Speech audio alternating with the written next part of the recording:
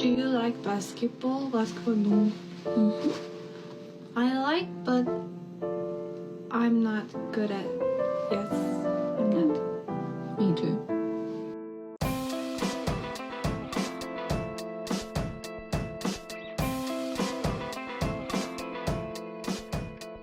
Hello, everybody. Welcome back to the State of the League, the only NBA podcast sponsored by Lumen Industries and hosted by Innies. A lot of people like to think that Pablo Escobar and Jokic Joestar are online personalities. No, when we open our phones, we get the severance. We get severance like in Severance, and then we don't have any recollection of anything. So that's what we're doing right now.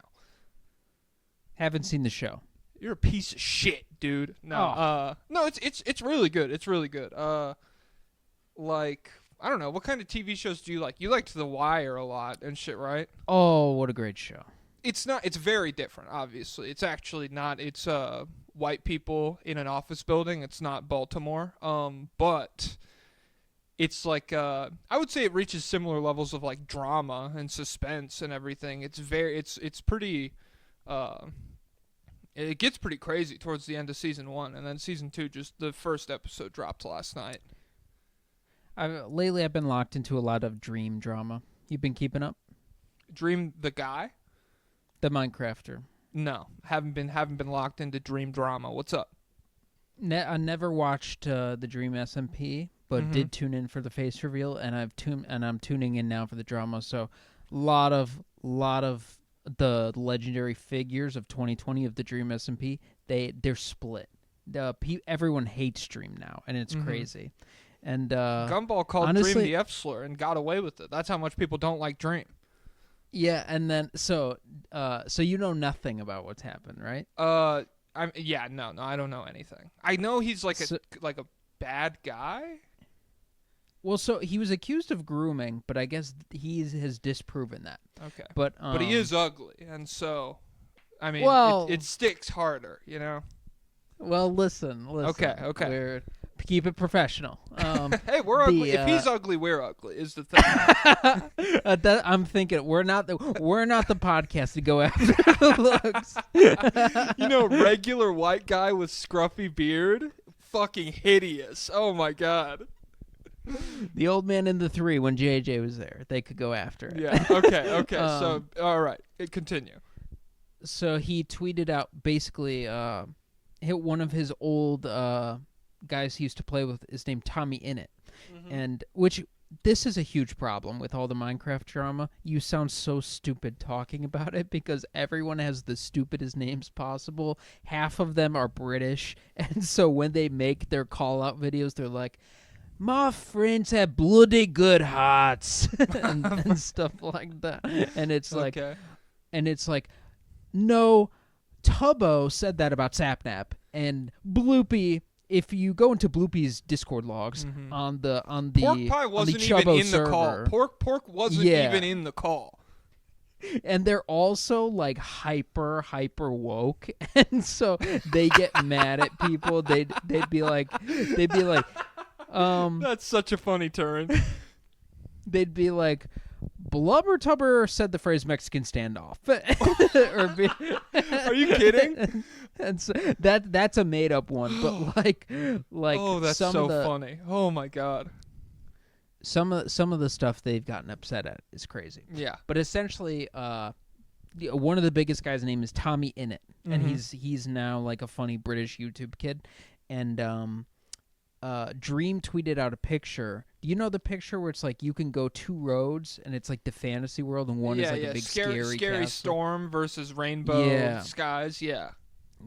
So he said like former Dream SMP stands, they could be normal adults or whatever, or R-worded Tommy Innit stands. He put the R word in there. And can't do that if you're not funny. That's the problem. That's why we never say it on here. Yeah.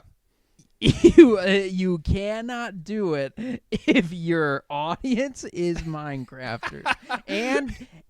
and just for the record, it's not in my vocabulary since probably middle school. I don't know. Shred the word, everybody. Sixth Shred grade, the word. it probably peaked for me in 6th grade. But 6th grade, I mean, like it was. I've probably said it enough for a lifetime because of like 5th and 6th grade. I'll say that much. Apologize for that. I'm sorry, and I said, fuck, I can't even think of like a Mexican standoff term anymore. Yeah, I read a book that was I got mean. gypped. Oh fuck! I said that on air a while back. Damn it! I'm sorry for everything, guys. You know, I'm not woke. Everything is online posturing. I'll do the conservative pivot in 6 years. Shred the word, everybody. Shred the word. But so this was a huge thing where everyone is mad at Dream. They're like, you just called 15 million people R-worded, and a lot of them are autistic too. Yeah. Man. But Dream comes back and he's like, "What the heck? I'm literally autistic. Aren't I allowed to say that?" And then that became a huge thing, and everyone's like, "No, you're not allowed to say it." And he's like, "But Nicholas Cantu called me a slur," and everybody said that he was allowed to say that one because he was bisexual or whatever. He said the word, and then he kissed a guy to cover up for it. But I can't take the test retroactively and be like, "No, I could say this word." But yeah, so that's the whole thing, and then it's just exploded into like I guess he was like 20 at the peak of the Minecraft stuff, and Tommy in it was like 16, and so just the way there wasn't any like romantic stuff going on, but just the way the friendship functioned was weird. They said like Dream would constantly send him like super long paragraphs and stuff, being like, "Are we friends? Why are you being mean to me?" And like, I did see one of those screenshots where it was like, "Are we even friends? Because you're always doing like the mean to me as a bit thing or something." Yeah, and like they say that Dream, like, he would help people with YouTube, and then he would hold that over them for the rest of time, and he would do like crazy, like I guess Tommy Innit's mother is on Twitter, and she was being attacked by Dream stans, and then Dream sent her a big message being like, "Your son is mean to me." It's funny that by extension he definitely called Tommy and its mom the R word also. And so she saw that and she was like, "Oh, I never." Yeah. And Tommy and it's like, "You messaged my mother when she was going through a divorce." And Dream's like, "How am I supposed to know she's going through a divorce?" But it's like, why are you messaging his mom at all? And yeah, so it really culminated in like a 3-hour stream on Twitch where Dream got on a call with Tubbo and they talked it out. God. And yeah, the real name. Yeah. Okay. I guess my big takeaways from this: if you're autistic, you can say it. I don't care. Other than that, shred the word, and yeah, I never play Minecraft with other people. Just play creative mode by yourself. Make a little sheep farm, maybe. You could build. But Quackity made a multilingual server. And Dream also copied and made a multilingual server. So Quackity's server was going to be the first multilingual Minecraft. It's actually crazy what they can pull off with mods. They were going to have live real-time translation so that people who I thought I'd just be talking to a French guy and there'd just be a complete barrier. I'd be like, "Oh, this is so cool. I have no idea what he's saying." No, so the I guess Quackity announced a server where it was going to be Spanish and English players, and then Dream shortly after announced a server that included up to 6 languages, including Portuguese, Korean, and something.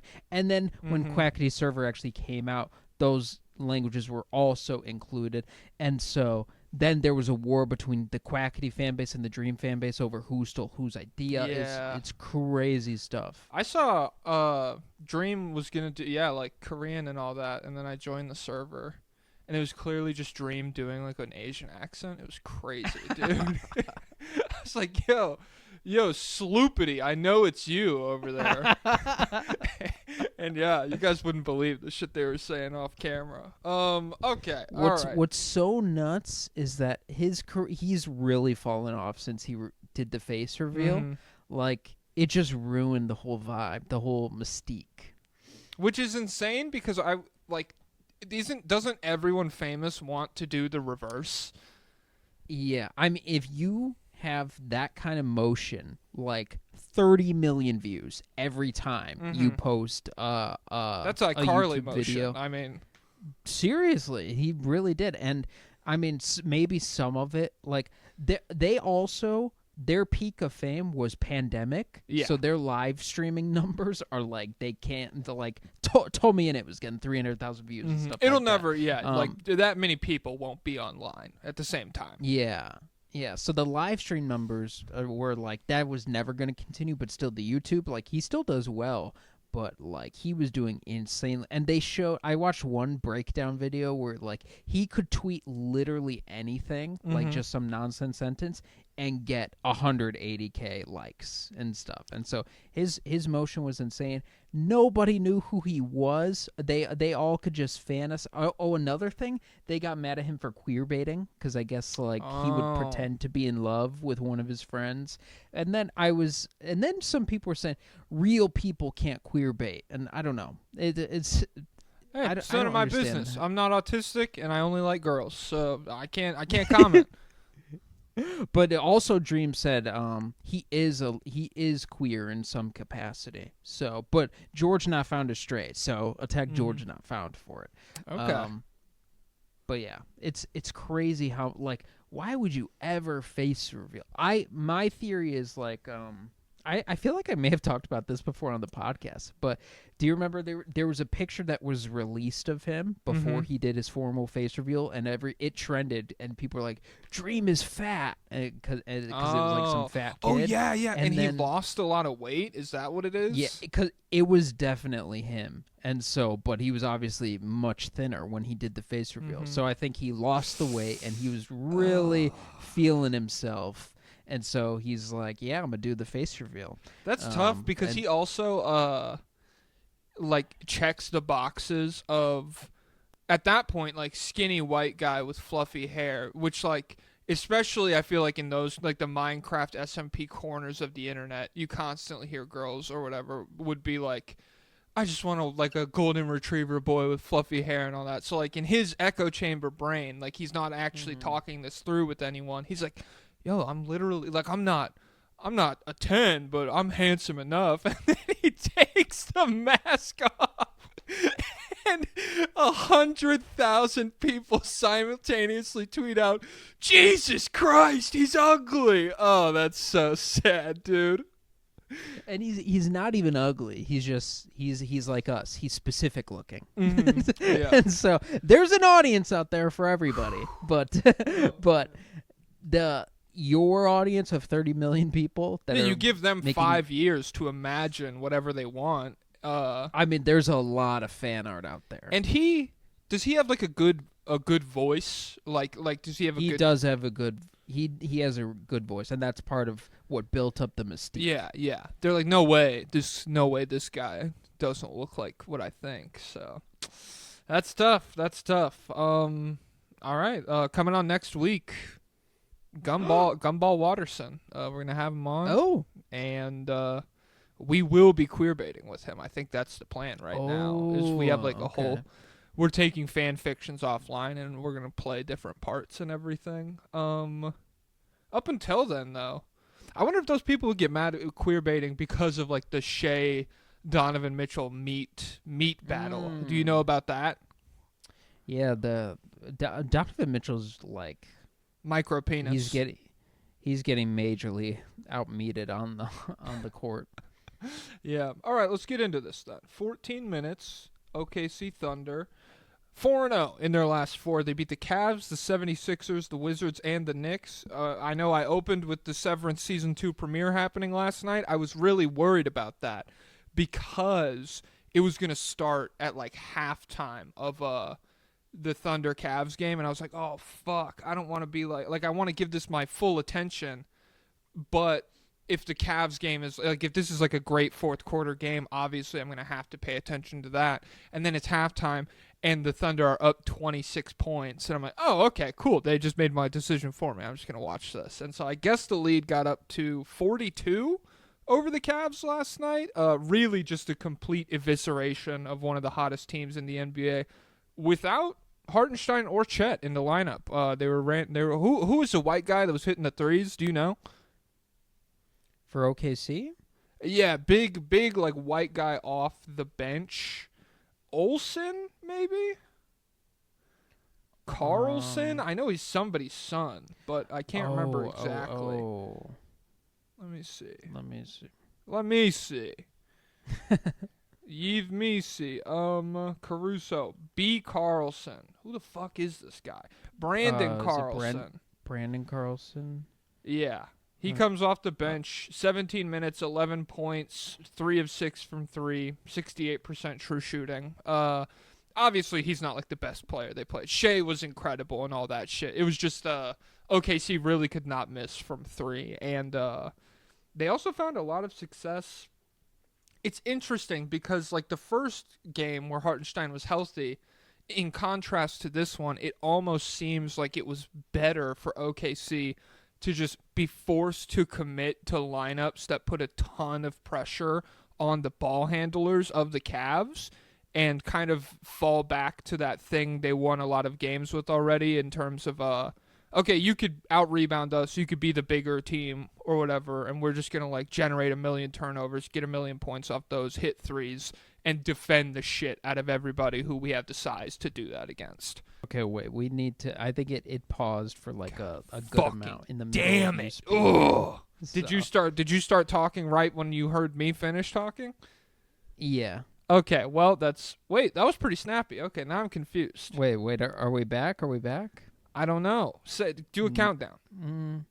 3, 2, 1, go. Okay, we're backish. Okay, we're back. It didn't speed you up though, so I don't know. But yeah, this Brandon Carlson, I never watched him. His senior year at Utah, was he shooting threes? Yes, he shot almost 5 threes a game at 38% from 3. Hell yeah, he was white blocking boy. shots. 17, 7. This interesting guy. I feel like I haven't even heard this name really. This is kind of crazy. But I love a headband wearing white boy. But yeah, that was one of the takeaways from the first matchup between these two teams. Was it felt like it didn't feel like it. It just was Evan Mobley and Jarrett Allen combined to have like a monster game. Mm-hmm. But in this game, they weren't really that big of factors, and the small ball was able to just really completely dominate. The defense dominated. And yeah, they wrecked them. They had a 26-point lead at halftime, which was the largest deficit of the season for Cleveland. Mm-hmm. And then the Cleveland scored 14 points in the first quarter. Really think about that from this Cavs team. Ooh, not good stuff. Yeah, so kind of starting to feel like Shea's running away with the MVP a little bit. I mean, I'm the biggest Jokic guy there is, obviously, but the argument for, like, it's one thing for Shea to sit out fourth quarters against, like, the Wizards or whoever, but to, like, do this to this Cavs team on top of all the other, like, statement games. Like, he lit the Thunder up, too. He lit the Celtics up, too. I mean, just a lot of different really good statement wins, and the Thunder really look like the best team in basketball right now, or at least one of them, even if you want to give the Cavs like a big pass on this game. Yeah, I mean, Shea, I saw somewhere he's shooting better from 2 this season than Shaq ever did in his whole career. That cannot be right. Here, what do they just mean, like pure 2-point percentage, or do they mean at the rim? Or pure 2-point percentage. Mid-range that can't be right, because Shea takes mid-range shots, and Shaq never did. Well, I guess he was taking, like, touch shots. I mean, not like Shea is, though, but still. It's insane to even hear that. Let me see. So Shaq's his career 2-point percentage highest, it's with Boston. 67% if we round. No, this is not true. What was it? It's No, Shaq has had a lot of seasons over 60%. Okay, but maybe they meant Shea's like, never. What was his best like during the three-peat or like MVP Shaq? What was he from Oh two well, there?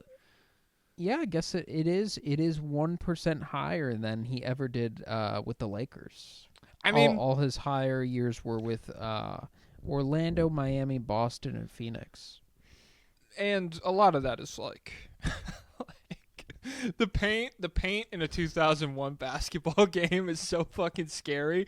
But regardless, even no context, to be in conversations with Shaq as far as like 2-point efficiency goes, it's crazy. And to be like even just this year for context, I think he passed Jokic last night in a true shooting percentage as well. So, I mean, genuinely one of the most dominant guard seasons we've seen in the modern era. And I don't know. I feel like it's starting to gain momentum where by the end of the year, maybe that will be like a consensus opinion. But I definitely still feel like there's this insanely loud camp that fucking hates Shea. And I was going to ask, like, when you think back to like MVP Steph, maybe like 15 or 16 Steph, do you feel like you remember a camp like that where there was just people who were like, he's not the greatest shooter ever or whatever? Was that like a still super vocal thing to you? Well, the greatest shooter thing popped up when Mark Jackson was still coach. He said this is the greatest shooting backcourt ever, and then I feel like I got on board super early. I was pretty on board. Because who did they play? Was it the Nuggets? Who did they play before they were good? Like the year before, or is it the Clippers? In 2014, Yeah. I think it's the Spurs, if I had to guess. I feel like they played the Spurs, but maybe it is the Clippers. Let me see. But, yeah, so yeah. They lose in 7 to the Clippers in the first round. In terms of likability, I feel like Steph was pretty universally loved. Like that's when Steph is still like the new guy on the block, and everyone is excited about him changing. And it's not the entire NBA being bogged down by these threes. It's one new guy. Yeah. We all loved threes back then, but there was, I mean, the overwhelming sentiment was jump shooting teams don't win championships. That's like NBA history proves this, and so we're pretty far removed from that. So I don't think a lot of the people arguing on Twitter these days remember, but that was the law. Jump shooting teams don't win championships. remember, I mean, jump shooting is nice and fun in the regular season. It's a nice gimmick, You're, but like, yeah, you're a little gay skinny vegan for doing it, and real men my score dad, at the rim in the playoffs. My dad always likes to say, you live by the 3, you die by the 3. And I swear to God, I went like 5 years without hearing that. He probably said it for the last time in 2016, and then last year's Celtics team as well. And like there's just this huge gap where it's like you live by the 3, and that's the end of the saying. One of my friends loves to say during March Madness, every time there's someone at the free throw line, these could make or break the game. That's so funny. Yeah, and so it's weird because Shea kind of got this label as like free throw merchant, flop baby, crybaby, loser bitch last year, and to me, it never felt as like clear cut as a lot of other guys who have gotten similar labels. Where you talk about obviously James Harden, obviously Embiid, but even like Jalen Brunson or other people. I never really felt like Shea existed. Shea dribbled the basketball with the intention of like getting to the free throw line. It was always more of a byproduct of like incredibly under control herky jerk style of like in the paint basketball.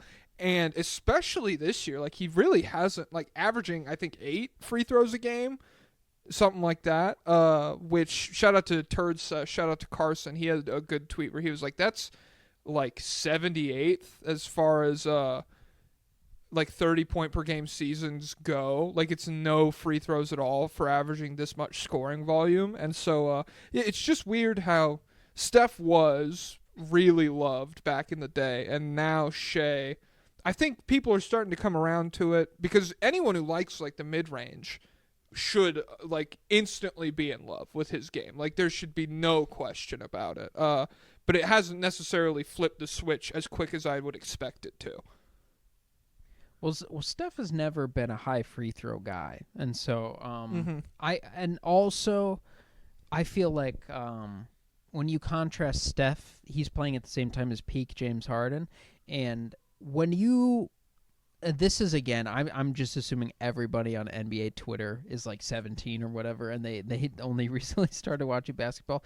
But if you watched peak James Harden, I don't know how you could call anyone a free throw merchant or like this was a guy who was hooking it was illegal. He was committing assault on defenders. He's hooking your arm with his arm, pulling you into him and throwing up shots. He had people guarding with their hands behind their back. That was him. And people will be like, "Oh, because he's so good." No, it's because he's exploiting the rules to a degree that it is disgusting. He can grab you and hook you anytime he wants. He was he was playing basketball to draw fouls. Like his game was, I'm going to pull up for 3 if I have space, and if that's not here, I'm going to drive to the rim and I'm going to draw a foul while I'm doing this. And so it's a skill. He was a good player for doing that, but I mean there's a reason he was a playoff dropper, which he's dropping from the greatest offensive player ever in the regular season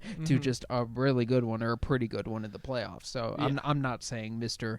Fraud Harden in totality, like a lot of people hate him, but when you watch that style of basketball, like it's night and day from shit. And like even like Embiid, he gets a lot of the same allegations. There are a lot of times where it's like this guy's not trying to score. This guy's trying to draw the foul. Shea, I never feel like that. And he's ethical. Mm-hmm. We got a comment on the Warriors episode of the Project 94 pod that was like, I really started locking into basketball with the 2022 Warriors, and I was like, whoa. And so, shout out to that guy. Definitely. You're always allowed to start your journey whenever you feel fit. And I recognize the word fucking old already and everything. It's just insane. It's just insane to be like, yep, locked in for the 22 Warriors. So, got the one time. That would suck ass now that I'm saying it out loud. Hopping onto the Warriors bandwagon for the 22 title, and then you just get to live like that. This is all you get to deal with is like the Jonathan Kuminga saga and everything. That's tough. Okay, so Thunder, sick as hell, running away with the 1 seed. Shea really feels like the MVP right now. Shout out to everybody else on the roster. Like their defense is why the lead got as big as it did last night. Shout out to Caruso, was insane. J-Dub was insane. Did Cason Wallace's brother score 27 points for the Hawks? Am I making that up right now? Yep, against the Chicago Bulls. It was I briefly replatformed the Bulls to appear on D-Lee43's podcast. Go watch it now. But yes, I will not be watching any more games going forward until there's trades. Hell yeah. There was a ceasefire. Momentary ceasefire. Momentary. Let's go to. Wait. I still got Thunder stuff. Oh, okay. Well, then get it off. Shea single-handedly outscored the Cavs by. He had 15. They had 14 in the first quarter. And he finished with 40 in only 29 minutes. He's the first Thunder/Sonics player to ever score 40 in fewer than 30 minutes. Kevin Durant, who? And there were a lot of good quotes from this game. Kenny Atkinson said, "It felt like 7 pit bulls out there, not 5. They were scratching, reaching in a good sense. Their speed, athleticism, they toppled us over. It was that simple." And they dominated in every aspect. And then Shea didn't go with the pit bull analogy. He said, "The world is seeing all of what we call the cockroaches in our locker room, the cockroaches and hyenas." So who gets to be who? Is it him and J-Dub are the hyenas and everyone else is the cockroaches? I don't know. I can't imagine that's I feel like Caruso probably super embraces being a cockroach. I wonder how everyone else feels though. Yeah. Like, is Hartenstein a cockroach? I don't know. But yeah, Hartenstein was out. They had to go small ball, but it didn't matter this time. And Shea spoke on that, and he said, the obvious is they're bigger than us, and our whole goal was to just be so good playing small that they'd try to play small, and you can't have both of them out there on the court at the same time. And I think we did a really good job at that tonight, being grimy when the bigs brought the ball down, getting the loose balls, helping each other out, scrambling. We got on a run. They had to make some changes, and then once the game goes small, it's pretty much our game, our style. So it really is like a domain expansion battle. Like, Cavs are going to try and throw out their big boys. The Thunder are going to try and go small. And then if they're getting results with the small lineup and the Cavs have to go small to match it, they're just straight up not going to match it. And so big time stuff for OKC. Yeah. Fuck, what was I just about to say? Your domain expansion thing disrupted my train of thought. I started thinking about Jujutsu Kaisen again. You tried to heal your cursed energy. Maybe it was your something. reverse curse I was like, I heard a generation of basketball coaches go, no! Because there was a moment where Mobley got a rebound, an offensive rebound, and then he brought it down, and I think Shea or J-Dub just keep smacked it high. It out of it. Yeah, keep it high. Keep it high. And so, yeah. But yeah, great. Thunder.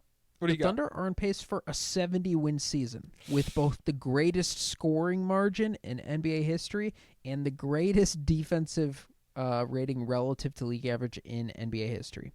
Okay. And they force turnovers on 16% of opponent possessions compared to league average of 13%.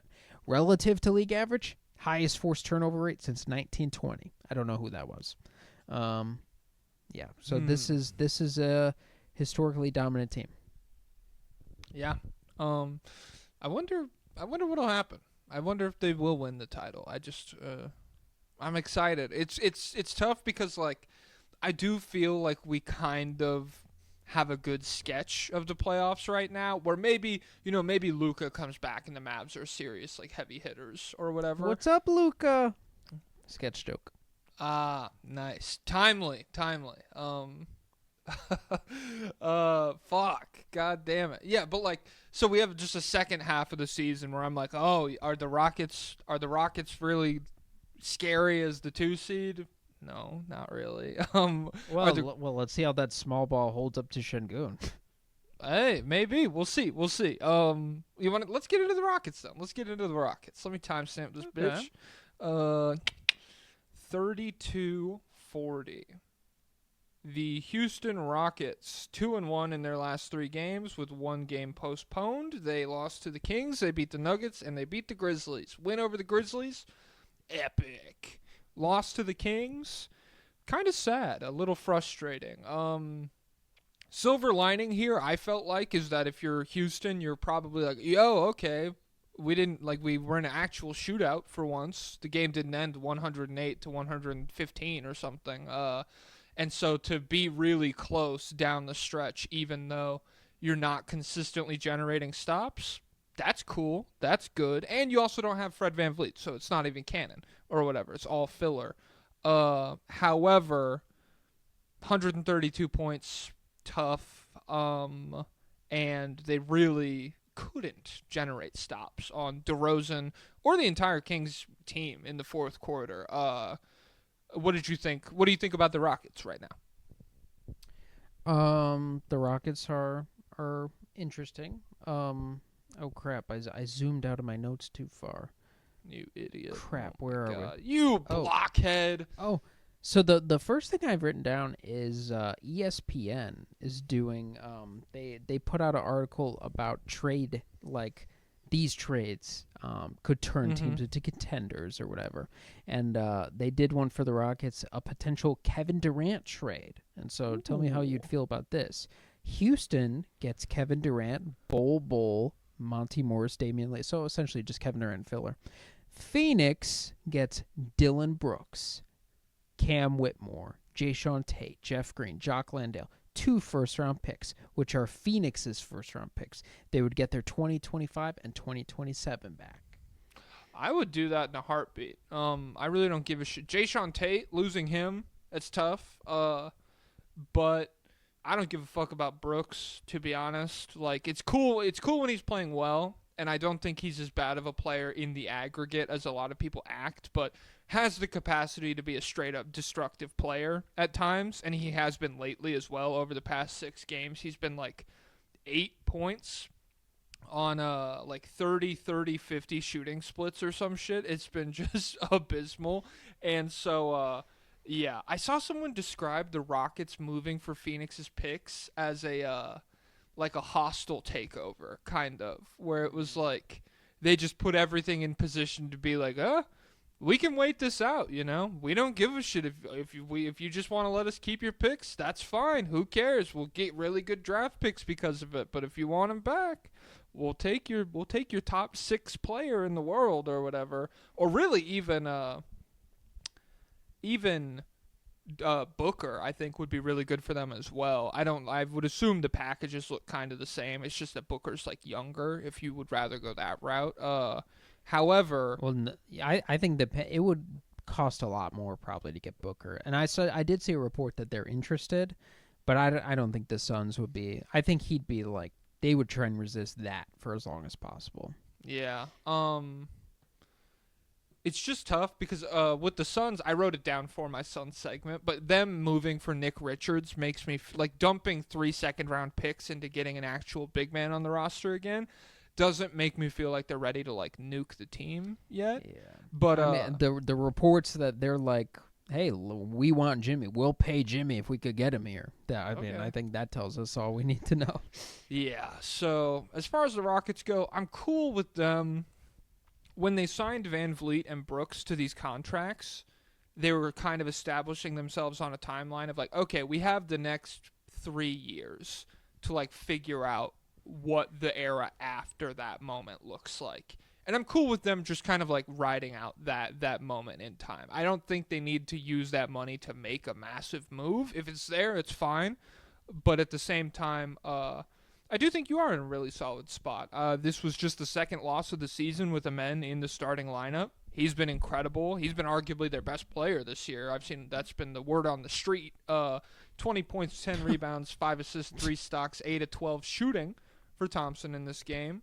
He also had some incredible defensive plays on Monk and DeRozan in the 4th quarter. And what the fuck? What else did I even write down here? Şengün got a steal on Malik Monk in isolation in the clutch. So pretty much like DPOY out there. Amen Thompson, best players. Hey, how about we run Amen Thompson as the hub to the offense and see how that goes. Colin Cowherd. Let's see if he has any. Hey, Amen Thompson. Jalen Green's here. We're good. Well, you know, Jalen Green, that is the story. This guy's Michael Jordan again? I don't know. Okay. Over the last 7 games, 31-4-3 on 54-50, 94 shooting, 70% true shooting. This guy's unbelievable. What the hell? I don't know what to. Oh, by the way, do you have lobbyist questions written down or no? No, I don't have shit written down. Oh, fuck. I forgot there's a bunch waiting for us. Oh, man. And I think we might have just lagged. You dropped for a second. Yeah, we did. Here, should we pause it right now and try and get away from lag? I don't know. Do a countdown real quick. 3, 2, 1, go. Go. It's like 1.5. Let me pause. Let's pause and see what's what then. Complete uploading, but mine's still uploading. And now I have a 1 Wi-Fi bar. Oh my fucking god. I'm so sick of this. And let's be clear. So are you the only one in your apartment right now? Yeah. I mean, I have my other laptop on, but even when I run that laptop like off my internet hotspot, I don't feel like I get great service on this laptop. So I have no idea. There's nobody with access to my Wi-Fi except for me. So how is this possible? This is... Fuck. so sick of this shit. Guys, don't use StreamYard. Guys, we're moving. We're moving. We're moving next episode. StreamYard, this fuck-ass duck wearing headphones. You're a real piece of shit, you know that? StreamYard duck. Screw him. Yeah, I'm sick of this guy. Okay, well, What were we talking about? we were talking about Jalen Green. Yeah, Jalen Green. Oh, I was pulling up his and lobbyists. Yes. Okay. Let me pull up the lobbyists real quick. Let me pull up all these damn things. We got 38 of these bad boys. Oh shit. I'm gonna scroll all the way. Down to the beginning. Okay. And it's Jalen Green related. Hey. Does the Jalen Green 42-point game give y'all any hope that he could be a plus in the playoffs, or am I falling for the cycle? And then Houston Sports Enjoyer replied to him. He said, "I'm falling for it," praying hands emoji. And this is Carter Long. Am I crazy for thinking that if he just attacked the rim more, he would be a serious player? You're not crazy for that, but he just won't. And so, I mean, it's because when the sometimes he threes are, does. it's because when the variance goes his way, then it's lethal. Yeah, I mean, at this point, there's no predicting Jalen Green. Yeah. He did. So in this Kings game, that's one thing I wrote down was he scores 9 points in the fourth quarter of this game. 9 points and 3 assists. I swear to God, every single shot that he made was like, if he didn't make it, the Kings were going to balloon at like a 12-point lead, and this was going to get really fucking ugly. And so, there's two sides to that coin. On one side, one of your franchise cornerstones displays some incredible shot making in the biggest moments, and you lose, you come up short, but he at least had you in position to win for a long time there. The other side of that coin is like, hey, how many is this? Is that like a recipe for success? Is Jalen Green save us? I don't know. I've been out on Jalen Green for a while. 42 points is sick. I've said before on this podcast that like a single game from Jalen Green, 80 points would not move me. Like it needs to be an extended period of like high level play without the floor that he's displayed throughout his career, where it's just been like solid game, great game, abysmal game, where like he can't accomplish anything. And so far in January, he has been that kind of player. The averages have been great, and they've been consistently winning games, and he's looked really good. So yeah, he's on the road to making me believe. It's just it needs to be way more. Like I don't care. We need to stop talking about him in terms of months. Like March, Jalen Green was sick. Yeah. January, Jalen Green is awesome. Let's get a fortnight out of When Jalen is the Green. last time somebody told you about January Cade Cunningham? It's just Cade Cunningham at this point. It's just like he's a good player. So that's kind of the standard we're looking for. February Şengün is really going to punish these guys. See, the problem is they always have the playoffs in, May. But it's like Jalen Green's not January playoffs need to be the move. That's the thing. We do have a question we missed for OKC from Jack Johnston. Okay. What's Jack and Jack? What's their last names? Could this be one of the Jacks? Fuck. One of them is Jack Johnson, I'm pretty sure. The other one, I don't know. Oh, wait. Are they from Nebraska? They are. They're from Omaha. I met them at a show choir competition one time, and they were huge. Whoa, you were in choir? I was in show choir. It was like a pitch perfect moment. I couldn't dance. I don't know. I just did it because my friends were doing it. But they were in it, and they went to like the good high school at it. That was all like they were, yeah. And I don't know. They kind of thought they were hot shit. You could tell because they were like, well, they were. I mean, yeah, they're Jack and Jack.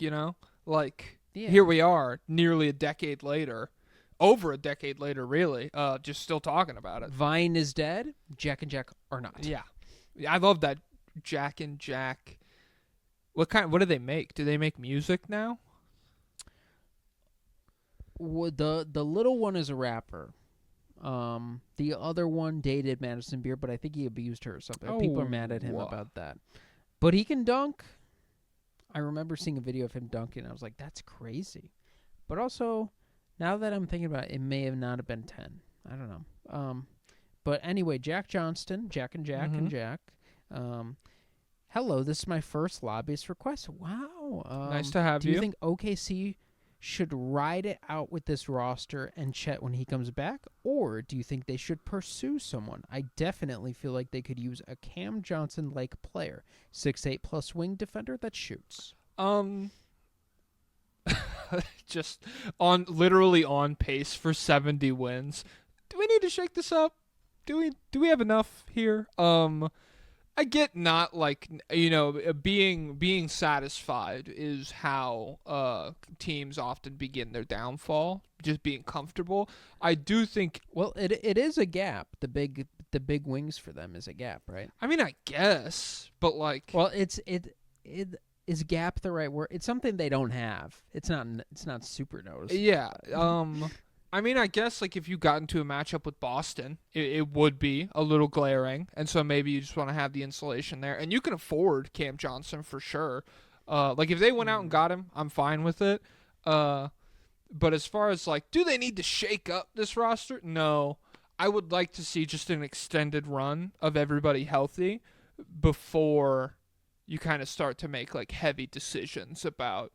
Especially considering the guys, you're not like shipping out any of your core guys. You're shipping out like the role players and everything. So, yeah, you just need more healthy run before you figure out what the big changes are going to be, I feel like.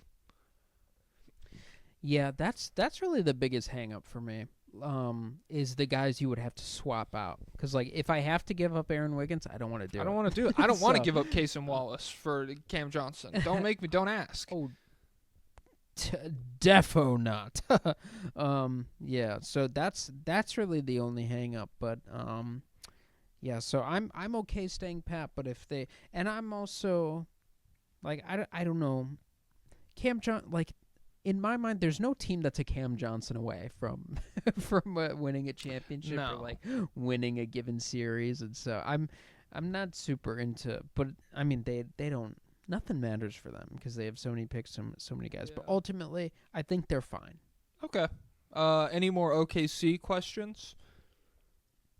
I'm scrolling. I am rectangular. We have you know that song? We have a lot of East guys in here. Good. Well, let's see. Patreon.com/State of the League.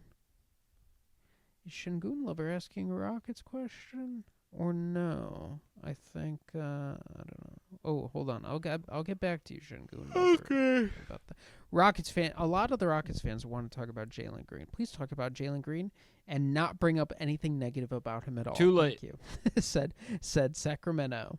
Oh yeah, I saw that guy. Sacramento, and you're asking Houston questions is kind of interesting. But hey, Jalen Green. All right. Handsome. I saw a cool video where it was like his hometown. He was like on a farm, and he was like, "This is where I used to shoot hoops early in the morning," and it was like a beat up old driveway. So he got it from the bottom. He got it out the mud. Super electric athlete that he uses sparingly. He uses intelligently. You know, guys like Ja Morant, who every single trip down the floor, they're like, "I'm the best athlete out here. I'm going to show it to you." Giving it all away, you know. Defenses can game plan for it at that point. Guys are in the film room for Jalen Green being like, this is a guy who likes to shoot. And then when he needs to dip into the bag and Godspeed past somebody, he can easily. And then, yeah, January Jalen Green. It's good. So we're in January right now. There's nothing bad to say. Yep. But yeah, so Amen Thompson as a starter. 17, 11, and 3 on 63% true shooting. They've kind of, like, Jalen Green's breakout has kind of coincided with Amen Thompson being moved to the starting lineup, but I don't know. Do you think there's any correlation? Like, I don't know if that has anything to do with it. I kind of feel just like Jalen Green's making shots, and I don't know if there's anything inherent about, like, Amen Thompson that makes things easier for Jalen Green. I don't think there is. That's not what stood out to me in the games that I've watched, but because they just also exist in like very different spots. Where I mean, Jalen's good in transition, where Amen is like God, and Amen is like solid in the half court for a guy who can't shoot at all. He's just. I was thinking he's really like their Aaron Gordon. Like he kind of just hangs out in the dunker spot, and then he could do some more stuff other times. But yeah, he's down there. Şengün is right there. Jalen Green up there. They're from different worlds, you know. That just and with different worlds, but both blessed with freaky, disgusting athleticism. And Tari Eason is coming back after missing. Oh, he did. Yeah, come he back was after back missing last 13 night. Games. He dropped 16. What a guy! Oh, what a guy! You got any And final this thoughts? Rockets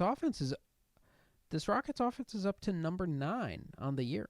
How about that? That's actually insane. I did not realize it had gotten that good. Hey, good for them. Good for them. They have tools. That's what was kind of confusing about it, where it was like, you know, if Şengün is as good as everyone says, and you have capable guys around him, not just complete non-factors, should be able to do something. And so I feel like that's evening out a little bit now. I would still have my reservations in the playoffs. Oh, just 'cause, absolutely. like, so much like Jalen Green, he's either the best player ever or the worst. A man, no jumper. Who else do we got? Fred VanVleet, terrorist sometimes. Dylan Brooks, terrorist sometimes. Yeah, there's just so many psychos on this team. Cam Whitmore, is he upset? I Yeah. don't know. There was like 5 full minutes last night before they really took over, where the Rockets, in the first 3 quarters, they shot 27% from 3. And they were just like, I don't know, all of their half-court sets just resulted in like an absolute brick or the most insane shot you ever saw. And I was just like, yeah, this is like the situation that you get put in the playoffs. It's like right here. I mean, like, they have so many guys I'd be okay with shooting a open 3 in the playoffs. Like even I love Tari. Go If he's not ahead, dude. It's very realistic for him to not be hitting over the course of a series. And like you could throw out Tari and Amen, and they're literally gonna give your guy CTE guarding him. But then on the other end, it's like we got 5-on-3 on defense. It's 1980 again. We're packing this paint. come on in, Jalen Green. Yeah. The water's fine. Yeah. Chet Hartenstein and J-Dub are all just standing in the paint, being like, "Hey, Jalen Green, dude, come on, use the athleticism, baby." Yeah, it's incredibly tough, and so that's what I'm saying. Like for the timeline they're on, I still consider they're a young team. They're ascending. They're figuring things out. Just because there are some glaring holes here doesn't mean there's no real future. Just gotta address some issues moving forward. You wanna go Grizzlies? I suppose. 52-40. The Memphis Grizzlies. What are they? 2-2 in their last 4. Beat the Spurs and the Wolves. Lost to the Rockets twice. Does the public have a moral responsibility to, like, Stalin disappear the footage of Ja Morant dunking on Victor Wembanyama after the whistle? How do you feel? No, lame-ass dunk. Lame-ass fake dunk. It's filler. It's not even canon. Lame-ass It was filler pretty dunk. sick, It didn't even dude. count. It's... I mean, no one's going to remember this. Oh, the DeRozan crazy Olympic dunk. When's the last time you thought about that? Just now, I guess. Who did he dunk over Yeah. there? I don't know. Someone in an Oh, international Ja dunked basketball. on Victor Also, Wembanyama. well, he missed it. He missed his dunk. Well, yeah, I mean, Ja made the dunk. It was after the whistle. Like, Wemby wasn't even trying, and it didn't even count. It's fake-ass, lame-ass dunk. It's not even none. It doesn't even matter. All right. Any other thoughts on the Grizzlies?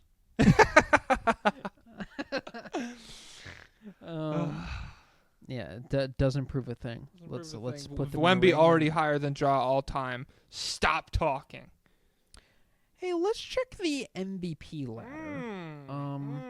Yeah, is right now though. Like healthy Ja, healthy Wemby.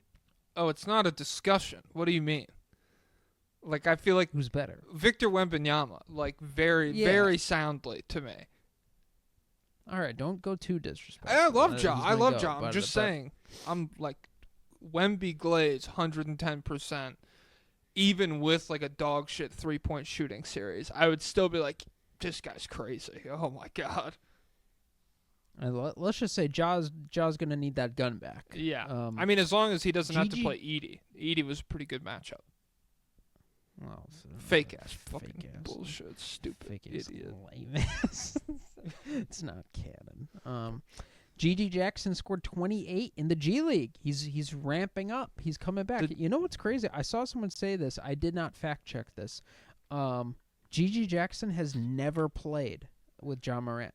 They've never shared the court together. I guess that's probably true. I mean, Ja played 9 games last year, if I'm correct, and it's not like I don't think Gigi played all 82. He missed a couple here and there, so yeah, that's pretty insane.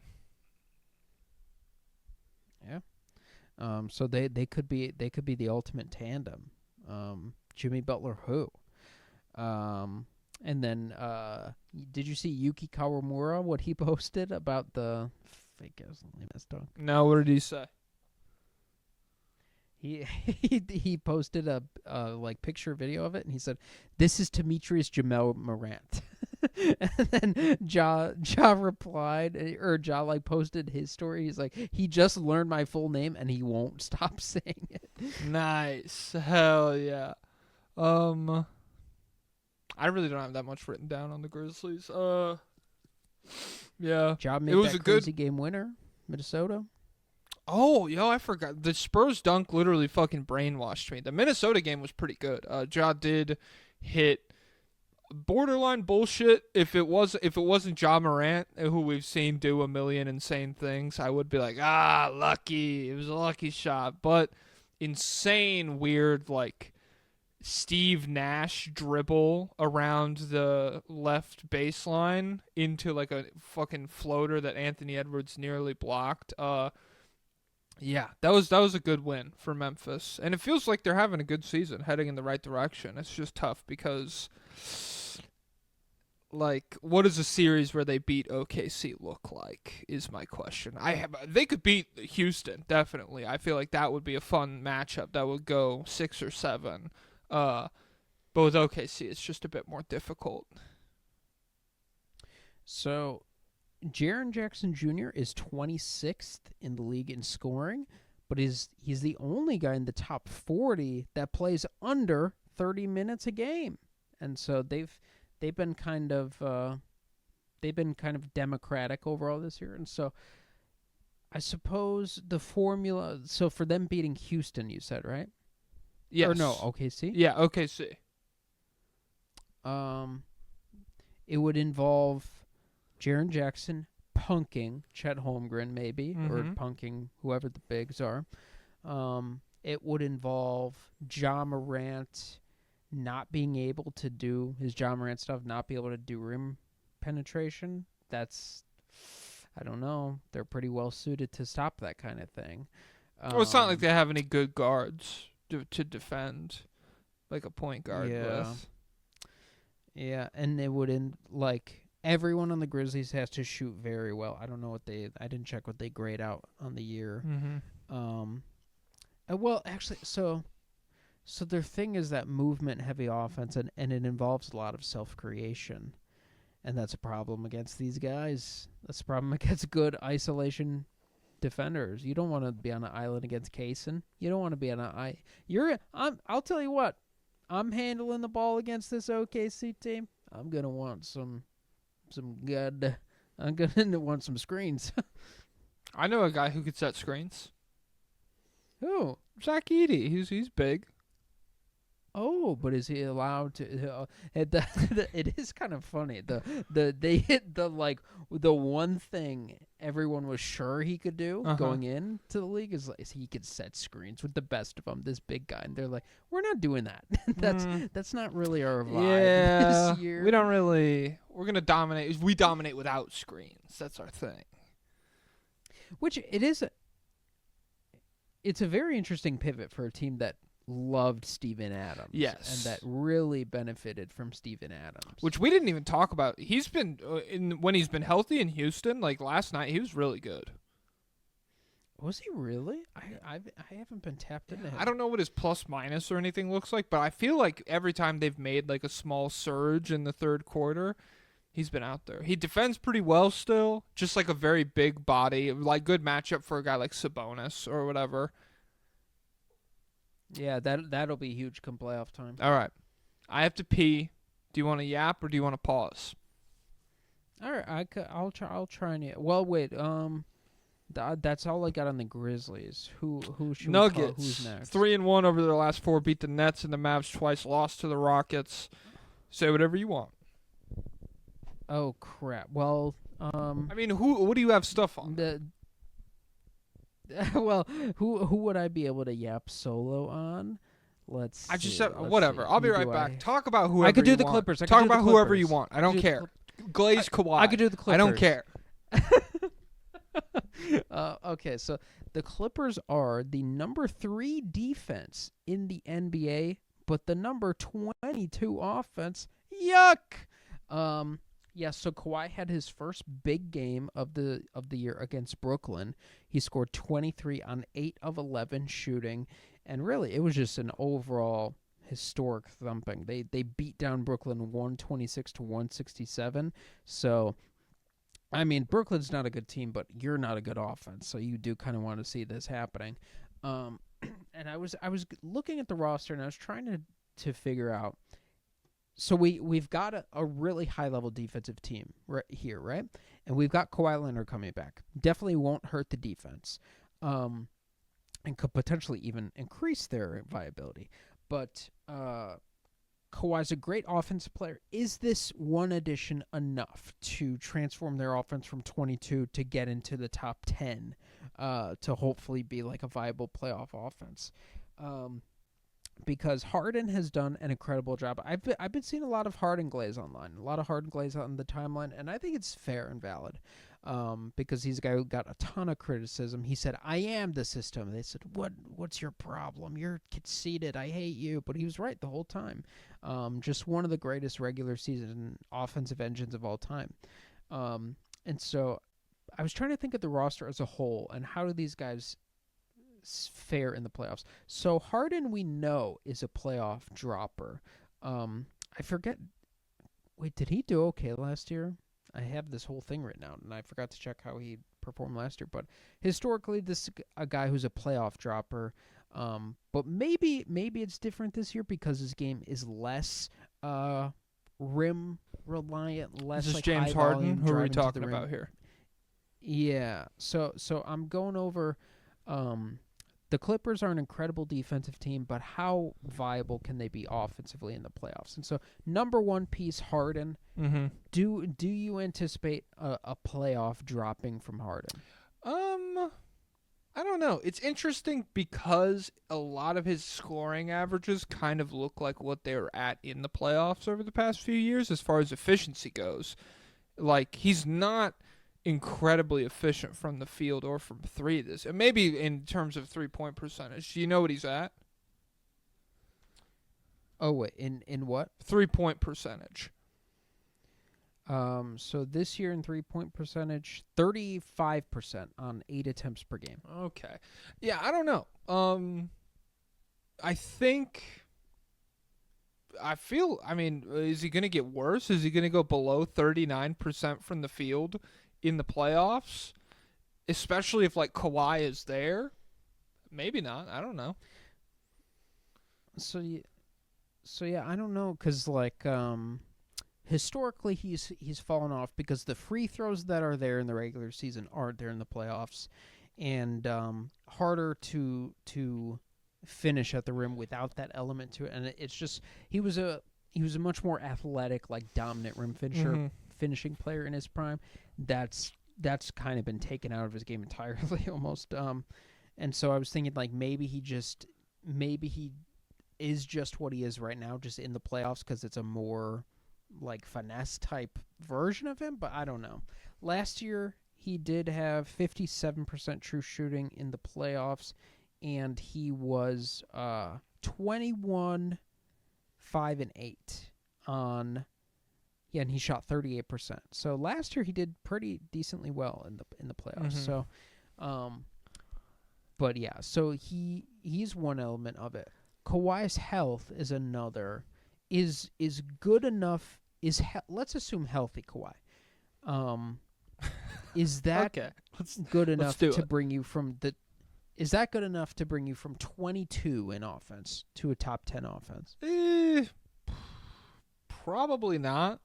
But I think it would get you closer than a lot of people would expect. Like, that's the one thing I wrote down about the Clippers this week was it's so frustrating because Kawhi is not like Embiid, where the health misses some time and he comes back and you're like, holy shit, this is like a 7 foot, 300-pound guy whose game was structured around being like super agile and like moving in a way that a lot of other people can't.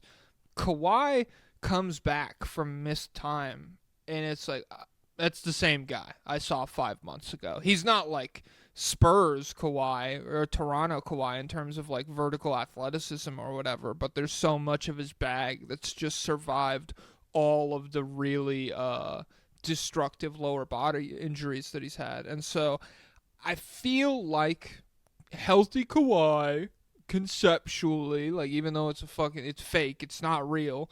If it did exist, you probably get like top 15 offensively at least. So that's one element. Another's Norman Powell. Like Norman Powell's having a career year. We'll see if he could do that against the best defenses in the playoffs. So that's a variable. Mm-hmm. They have the 21st ranked half court offense, so that's not good. 8th ranked transition defense, that is good, but they're kind of mid at everything else. They're 14th in 3-point shooting. They're a mid. They're mid at making 3-pointers. They're mid at taking 3-pointers. They're mid at finishing at the rim. They're mid at getting to the rim. They're mid in the mid. What are they good at? They take a decent amount. They're just mid at everything. I mean, they're not top 10 in accuracy at any part of the court. But I mean, I suppose. Could Kawhi bring that up in mid-range? Yeah, but how much of an impact does that have on the rest of the team? I don't know. So it's very interesting because they are, like Terrence Mann has said, they're the best defensive team he's ever played on. And you would like to think that just defense around Kawhi and Harden could be a big-time playoff contender. Yeah. But I don't know. I would have just probably... They probably have to be better. I mean, outside of those guys, and we still don't know what Kawhi's going to be. So. Yeah, I don't know. I like the Clippers. They've really exceeded my expectations so far this year. James Harden as a floor raiser has been sick. Norm Powell's been dope. All of that shit. Shout out to Zubats, one of the highest 2-game plus minuses of all time. From the Blazers game to the Nets game, he was like plus 76 or something. And the team overall is plus 88, which is tied for the 5th largest margin over a 2-game span in NBA history. Shout out to the Nets, man. That was crazy. Yeah, they're good. They're good. It's just really difficult to see them kind of beating any team that is exceptional at either end of the floor, where put them up against the Mavs, the Nuggets, the Rockets, the Grizzlies, much less the Thunder. Could they compete in like a slugfest with the Rockets, do you think?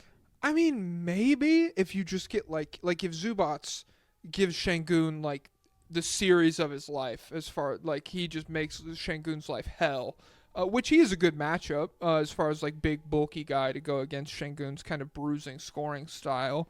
And I don't think any of their guards would have a great time. I do just think the Clippers are a team I feel like Houston could turn over and get out and run on a lot in like an offense, in the playoffs. So right now they would play Denver in the first round. Is that winnable for them, or is Jokic single-handedly just too? Is that a team that just his existence is enough to beat? Because let's say Denver shoots poorly, like no one gets hot, like everyone just shoots how they are right now. I think it's winnable. You know, you put your money on Jokic and everything, but the Clippers have like swept the season against the Nuggets so far, I believe, or they're like 3-1. Oh, have they really? Something, and they've like, it's really repeatable wins where they've just brutalized the Nuggets with corner 3-point shooting. Norm Powell averages like 33 against them this year or something. Yeah, it's been. And isn't Zubats like? I think before this year, isn't he like statistically the best Jokic defender? Yeah, that was like one of the big. I made a tweet where I was like, Wemby is already the best Jokic defender I've ever watched, and a lot of people were like, it's Zubats. And while I think that's like, it's partially true, definitely. I mean, you have to imagine that, you know, if Jokic can lock in against Gobert and Cat or whoever, and like really do whatever he wants, he'll be able to do it against Zubats at some point. Yeah. So I think the Nuggets would probably win. I would put my money on the Nuggets to win, but we've seen the Clippers be really competitive with them so far this season. Really dominate them in a lot of the games. They've blown them out a couple of times. They came back from like 20 against them, I believe. So yeah, it's just. I don't know. I'm worried about their offense without Kawhi. Yeah. Yeah, they're just like a quintessential 5 seed really. Mm-hmm. They feel kind of like a throwback team, like the modern day Grizzlies or something almost. Yeah. The Clippers are actively searching for front court help, league sources told Clutch Points. Chris Boucher and Robert Williams are among multiple players that they hold interest in ahead of the deadline. Teams are also inquiring about Terrence Mann. I wonder if they'd be willing to give up Terrence Mann now. But does that change your life if you're for Boucher or Robert Williams if they have those guys? Shout out to Chris Boucher. No, probably not. They're just wait, hold on. Close your eyes. Okay. Imagine healthy Kawhi and healthy Robert Williams. Oh, how can you score? You can't. That's crazy. Damn, dude. Open your eyes. It's a nightmare. Yeah. All right, let's get to the Nuggets. Let's keep it pushing. We're an hour and 10 in. We're on the fucking 4 seed. The fuck? The fuck? 112. The Denver Nuggets, what the fuck have they even done past 4? 3-1, beat the Nets and the Mavs twice, lost to the Rockets. You know, is it cool to go into the fourth quarter against the Luka-less Dallas Mavericks down 20 points? No. Is it cool to come back 20 points in the fourth quarter? Yes. It's called aura. It's called motion. It's funny how kinda. if you do that once, it's like, yeah, this is a good gritty win. You know, we're really like, this is how champions. You know, you got to win the ugly games too. And then you look at the whole season, you're like, oh, we've played 40 games. We've been down double digits in the fourth quarter in like 18 of these. Maybe this is not the most sustainable path forward. So yeah. You don't love going down 20 there, but then they nuke them the next time around. They blow them out. Jamal Murray, oh my God, what a guy. 45 points, incredible efficiency, completely unstoppable. It's the guy from the bubble. And then the only other thing I wrote down was the Rockets game without Jokic, he's been in and out of the lineup with like right elbow inflammation, I believe. The Rockets game, the Rockets blow him out. But Jamal Murray at least looked like an NBA player out there. And so that's promising as well. Whereas, like, if you had asked me a month ago, Jamal Murray's got to go play Amen Thompson and Dylan Brooks tomorrow, what's that going to look like? I'd be like, oh, man, it's over. Like, we're washed. We're done. And he at least looked serviceable out there. So maybe things are trending in the right direction. Who's to say? Westbrook's last 20 points, 8 rebounds, 6 assists, 38% from 3 on 5 attempts a game. That is sustainable, ladies and gentlemen. So shout out to Westbrook, shout out to the Nuggets. Do you got anything on him? I wrote down Jamal had his first back-to-back good games of the season. I think this is literally the first time, right? Yeah, that sounds about right. But yeah, that's good. Aaron Gordon finally came back. Oh, right? he's so handsome. Oh my god. Joel Embiid missing the Denver game. Typical. Wow. Oh. Wow. Big surprise there, everybody. If it looks like a duck, walks like a duck, hoops like a duck. Nah, poor Embiid. That's tough, man. Where it's like, yeah, he tried to practice 4 days ago, and his knee, it's gotten exponentially bigger. It's the size of a sedan now, so we're gonna have to put him on. A mushroom grew out of it. We're gonna have to figure that out. Yeah, his knee gained consciousness just to scream in pain, and so yeah, he's like out 10 days at least with that. He's gonna be out a couple 100 years. We're gonna need to freeze him and then thaw him out once the technology is available to heal this thing. Yeah. God, we hope it's not contagious. We may have to kill him if this pandemic spreads. It will destroy society. We thawed Walt Disney out just to put Joel Embiid into the machine, and Walt Disney came out fucking scream. He said some crazy shit to some people. I was looking at the comments of a Project 94 video, and a guy called you guys idiots because of Westbrook. And so can you guess what he was mad about? I don't know what you said about Westbrook, but I mean, we probably glazed him. I haven't really been shitting on Westbrook for a while now. I can't guess. So what was did you say? Did you say something about him being a good cutter now, and imply that it's a new thing or something? Okay, yeah. Let's say I did. So this guy said Westbrook is the best cutting point guard in history, and you would only think he's not if you're a casual who only watched him on the Lakers. Okay. It's so cool that there's still guys like that out there. Like, the internet used to be 40% Westbrook fans who would just like this. They would kill you if you said something like that. And they're a dying breed now, for sure. But it's cool that they're still out there like that. It's a fascinating take. Westbrook, famously active off the ball. Westbrook. This is what everyone knows him for. Like, is John Wall one of the best cutting point guards ever too? Yeah.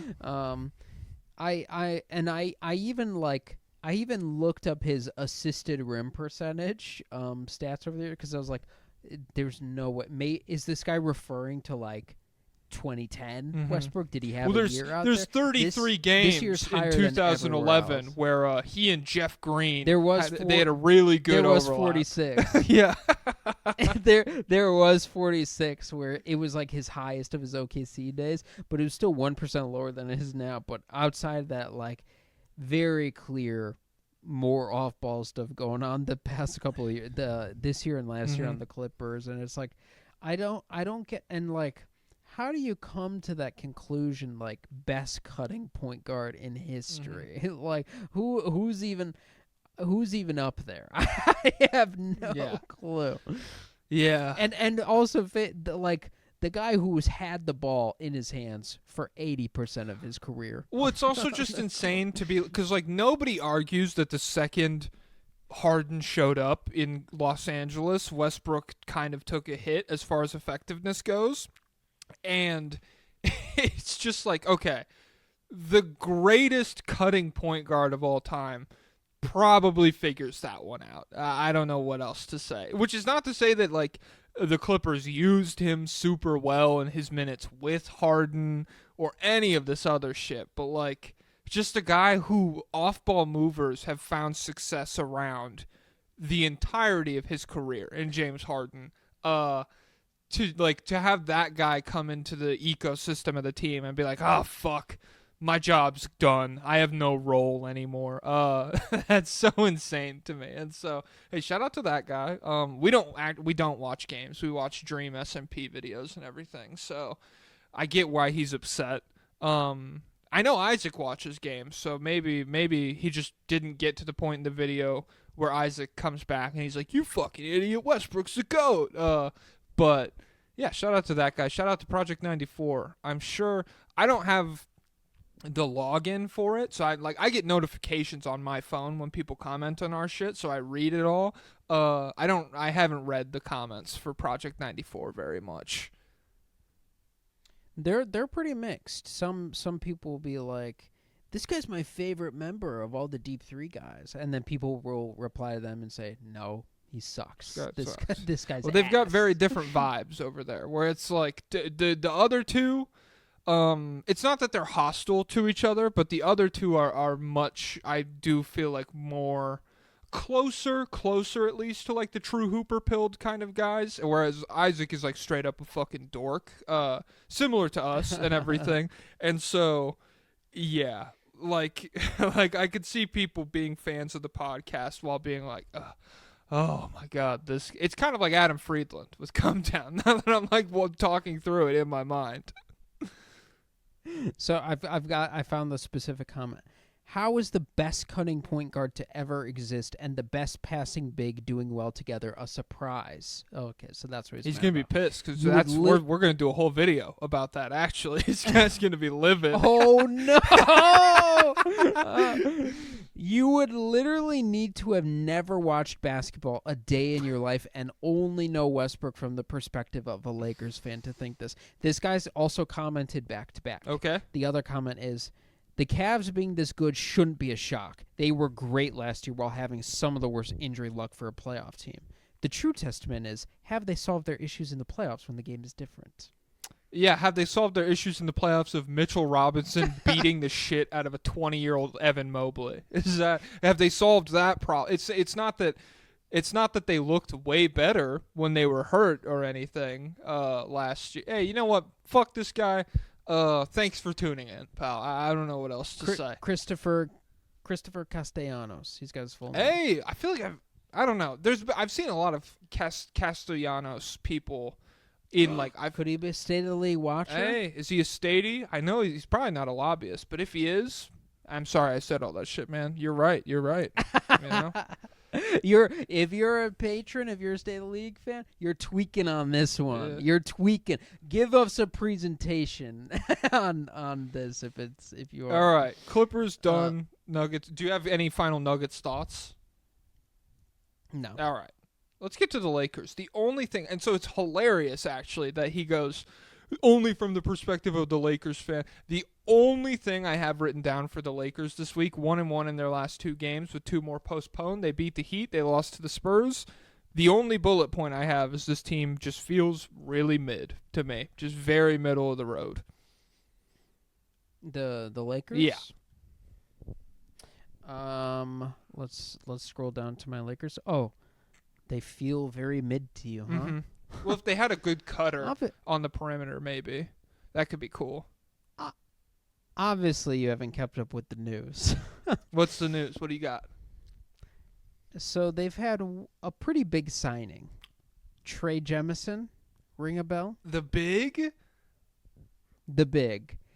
JJ says they want to play more 2 big lineups to try and improve their rebounding and their defense, so they went out and got Trey Jemison. Hell yeah. And they plan on trying him and Anthony Davis out in spurts. Okay. So, and Jared Vanderbilt spotted back on the court this morning at Lakers shoot-around. Could Opposing he help remedy those defenses issues? are celebrating. Hey, but if your problem's rebounding in offense or rebounding in defense, that's the guy who brings it for you. Mm-hmm. Dorian Finney-Smith is out for having a kid, so that could be a boost, dude. Lakers curse, man. These guys. The second we trade for a guy, he becomes mid. Oh my god. In 6 of his last 9 games, Austin Reeves has recorded 10-plus points and 10-plus assists. Prior to that, he only had 8 such games in his entire career. So the D'Lo trade proven to be pretty good for Austin Reeves. Yeah. I feel like, I don't know, he's been that good for a while. I feel like the whole time he's been that good. And it's just kind of splitting time with D'Lo and everything. So good for him. good for the Lakers. And even with the comment about them feeling mid, I do still, like, you trust the upside of Davis and LeBron more in the playoffs than you do about, like, whatever the Clippers or however they're going to look to win games in a postseason setting, even though they have this recipe of just defending incredibly well. For whatever reason, my monkey brain is like, oh, better players. They'll be better in the playoffs. I don't know if that's true. So right now they're the 6th seed, which honestly it feels way worse than that. Like Minnesota's Well, it's 8. because I would have let me look up ahead. NBA remaining strength of schedule. Because I feel like the Lakers always have the easiest first half of the schedule in the league. And what stat was Aaron Schroeder, the man I do not respect, telling us? And then D. Lee also mentioned it. Are the Lakers overperforming their net rating or underperforming? They are doing that. They have the net rating of like a 35-win team. I know that for sure. But I was wrong about the scheduling thing. They have the 20th easiest remaining schedule, or the 20th hardest. So like 10th easiest. They're right next to Denver and a couple other teams where they play.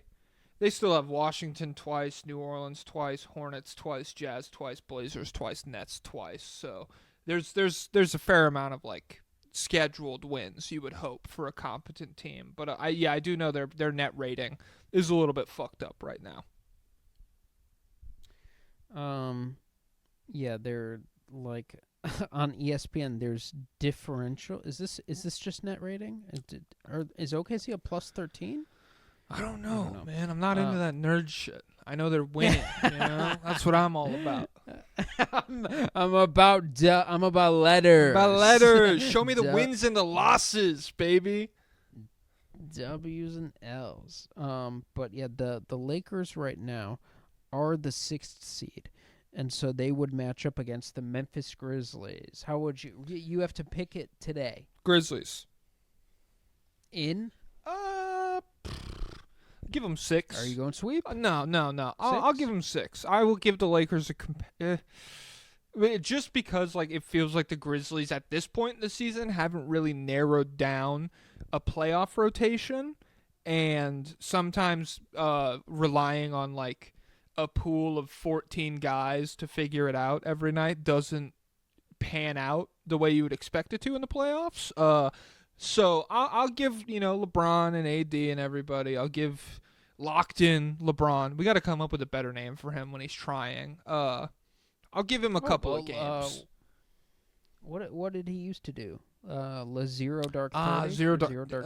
That's aged so like I don't know. It's just so dated already. It's like Michael Jordan if every playoffs he was like, I'm going Crystal Pepsi mode or something.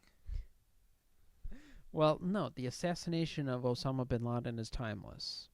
Hey, shout out to John Cena. We have compromised to a permanent end. Osama bin Laden. He announced it at like a WWE thing when it happened. Shout out to SEAL Team 6, some of the biggest frauds in human Oh my history. God, it's insane, dude. Don't get me started. I feel like in the early days of the podcast we did this rant. Maybe. I don't know. SEAL Team 6, the John Stockton of Spec Ops military units, where it's like they just get this name recognition, whereas like you stack them up against everybody else, you're getting fucking nuked. You're getting blown out, dude. No, it's like beating Wizards Jordan in a playoff series. Yeah. And it's like we're the most secretive elite military force in the history of the planet. Well, this guy was well, hey, I kind of wrote this book, and like I might be on Rogan soon. Yeah. Would you like tune in if I did that? And like I'm gonna use a voice changer, but like, what if I showed up? They have the dream. It's SEAL Team 6 and Dream. You should have just shut up and stayed in the shadows. Dude, it's insane. We're the most secretive military organ. We're the most cutthroat, cutting edge, bleeding edge military organization. This guy was playing Sims in a cave, watching One Piece for watching hentai for 5 years. And he was in a mansion next to the military base in his town. we just couldn't find him. We couldn't find him. We couldn't get him. And I'm one. You know how much training I did? I devoted my entire life to being the best soldier ever. Over decades of my life, I put in to honing my skills. And I crashed the helicopter on the way in there. It was pretty loud, and so they kind of saw us coming. So that kind of messed things up. But and then there was a dude live tweeting it while it was happening because he spoke English, and he just happened to live right there, and he heard me crash the helicopter. So it's not super covert. And like right after I did it, what? I'm not gonna text The Rock? That's my Vulcan boy. I gotta text The Rock. Hey, and one out of like every 8 people that we worked with, we traumatized so bad that they like leaked stuff to the news and everything. Like that's like, you know how Skip Bayless, do you know how he says he's that he told his wife, or are they even married? I don't know. I think it's his wife. Mm-hmm. He told her, my job will always come first on the first date. My job is always going to be number 1 priority. You can be number 2, or you could be number 3 behind God or whatever. Yeah. And so it's always so funny to be like that about that job, about being a guy like, I'm the hot take guy. I don't know any X's it's and one O's. thing to be. I don't know anything about basketball. I'm just. How much preparation can it take to do what he does? Yeah, it's one thing to tell your wife that if you're like Woj or whatever, where you're like, there will always be like a part of my mind that is like committed to the news and everything. If my phone rings, I have to Ash answer. can tell his wife that. Yeah. to say, honey, you will never be number 1 in my heart, and then to get on and have the producer be like, all right, today we're doing tennis, so you have to have like a Djokovic hot take or something, and your wife is just off screen. He doesn't even watch tennis. What is this? It's like, hey, it's my birthday. Can we go out to dinner? And not now. I'm busy. You look down. He's typing out, the chosen one turned into the frozen one. It's great. Yeah. It's great. That's how I feel about SEAL Team 6. It's like you devoted your entire life to be. Well, yeah. It's like, honey, you'll never be number 1 because I'm completely devoted to our country and to keeping you safe and protecting the freedoms of everybody, not just here in America, but worldwide. Anywhere where, justice is needed, I have to be available, to be there. And then it's like, it's my birthday, and you're like, no, I'm going on Rogan with the voice changer tomorrow. I can't go to dinner right now, babe. I have to get my story straight or whatever. So yeah, shout out to SEALs Team 6. Shout out to Dream. Shout out to Skip Bayless. What do you got? You want to have kids? No, I'm built to kill kids, not have them. Or alternatively, they come home to their kids, and just like at like the perfectly wrong developmental age, be like, have you ever heard of? Oh God. Have you ever heard of canoeing or something? And it's like, oh Jesus Christ! Like, you're just ruining the next generation. It's yeah. It's Hey, want to spend 14 hours in a canoe with me, and I'm mad at you the whole time, and you're 7. Yeah, you're isolated. We're gonna go ice fishing. We're gonna sit in the shack the whole time, and I'm gonna tell you about, like, this is the only time in my life I'll ever tell you about, like, the trauma, but I'll just bear it all. I'll bear it all to you when you're 9 years old and we're both freezing, and then we don't talk about it anymore. Yeah. I cheated on your mother with a prostitute in Bengal. I didn't ask. I didn't ask. Can you show me how to tie a knot? No! I tied too many knots on too many wrists in my life. Something like that. Okay, Nuggets, Clippers, Lakers. Hey, the Dallas fucking Mavericks. Oh, what are we at? An hour 34. Jesus Christ, this is the. And we'll have to. Wait. Are you worried about going too long or too short? I don't give a fuck. I mean, I'm not worried about anything. We'll do. Okay, Mr. Nonchalant. Have you seen the nonchalant baby? No. There's a baby that like smirks at the camera, and its mom like moves its arms to do like TikTok dances, and they call it nonchalant. Oh. I thought you were going to tell me that the nonchalant guy did like a farewell video on TikTok and he redid it. I always have wondered, where's the original audio from? Because that's not him saying that. The big guy, you know? No, there was a video of him saying it the first time, and the video that you're seeing now is him lip syncing that audio. It's the same guy, like the big guy who goes, "I became very nonchalant. This what y'all." But that's what y'all wanted, right? For me, not give a fuck or something. To me, not give a. To me, not give a fuck. Clap, clap, clap, clap, clap. No, that guy did a video on his own the first time, and he's just lip syncing it again. So there's layers to it. Okay. The Mavs, Okay. 1-3 in their last 4, beat the Blazers, lost to the Nuggets twice, and they lost to the Pelicans. Yeah, it's not looking great. So you get so many power of friendship wins over the course of the season. There are only so many that exist in the universe, and the Magic have really hoarded them. And the first half of the season, the Mavs were hoarding them as well, but they got Luka back for a couple games, and they were like, "Oh, we could let our grip slip on that area. We could just like give up on the power of friendship wins." And now Luka's out again, and it's like, "Oh fuck, we can't even beat the Pelicans, dude." And to be fair, refs did miss what would have been a game-winning goaltend call for Dallas. It would have put the Mavs up 1 with a couple seconds left. However, friend of the program, Trey Murphy, we don't give a shit.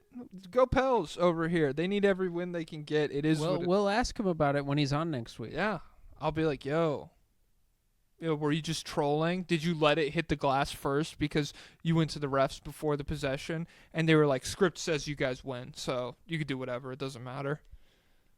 He was already interviewed about. I already saw like him on some podcast clip where he's basically like, yeah, they didn't call it. I know that it was goaltended. They didn't call it. So. I mean, it is what it is. Yeah, you shouldn't lose to the Pels regardless. They're bad. I mean, we'll get to them. More wins in January than a lot of teams, but still. I don't have that much on the Mavs. What do you got? Well, listen, it's just not canon, you know. Mm-hmm. The Luka's not here, Kyrie's not here, Derek Lively's not here. It's not canon, okay? Dante Exum's not The here. problem is we're getting into canon. Like, we're approaching canon in the playoffs, and and your seeding is rapidly falling into like play-in territory. Hey, state of the league. Right now, they'd be matched up against Houston. Fuck. If they're healthy, they could give Houston a fucking. Have you been reading? They could win. Have you been checking the lobbyist requests to see if we're like doing any? No, I gave like Josh Lerman definitely has one about the Mavs, but we could just save it for the end because it would be we'd have to be scrolling constantly up, because the problem with the lobbyists, they don't ask the questions in the chronological order of us going through the teams. What the friggin' heck? Also, someone had an answer I saw, and I think it was the YouTube comments. The people who listen but aren't lobbyists, they're constituents. Okay. Shout out to our constituents. But yeah, so one thing that is canon about the Mavericks is that Spencer Dinwiddie is not very good. Yeah. In clutch time, there's some bad stats going on. So he's 7th on the team in clutch minutes played this season. Whoa. Jason Kidd must have a lot of confidence in this guy. Yeah, I mean, well, he plays the 7th most minutes, so he's kind of down lower in the minutes, but he's taken the 2nd most clutch field goal attempts, 17. Oh, never mind. But he might be good at them, right? Maybe. No, he's not. His clutch true shooting percentage this year is 43%. In the month of January, Spencer Dinwiddie leads the team in clutch field goal attempts with 8, which is 2 times more than the next Maverick. And the true shooting percentage on that is 36%. So he's taking a lot of clutch shots, and he's not making a lot. But you could say it's due to necessity, but a lot of other Mavericks fans are asking, is this necessary even with the injuries? Is it necessary Maybe for you to miss all of the possible shots that we could if someone else could take, and it'd be like we'd at least have a different shot of making it. It might not go in, but when you take it, we know it's probably not.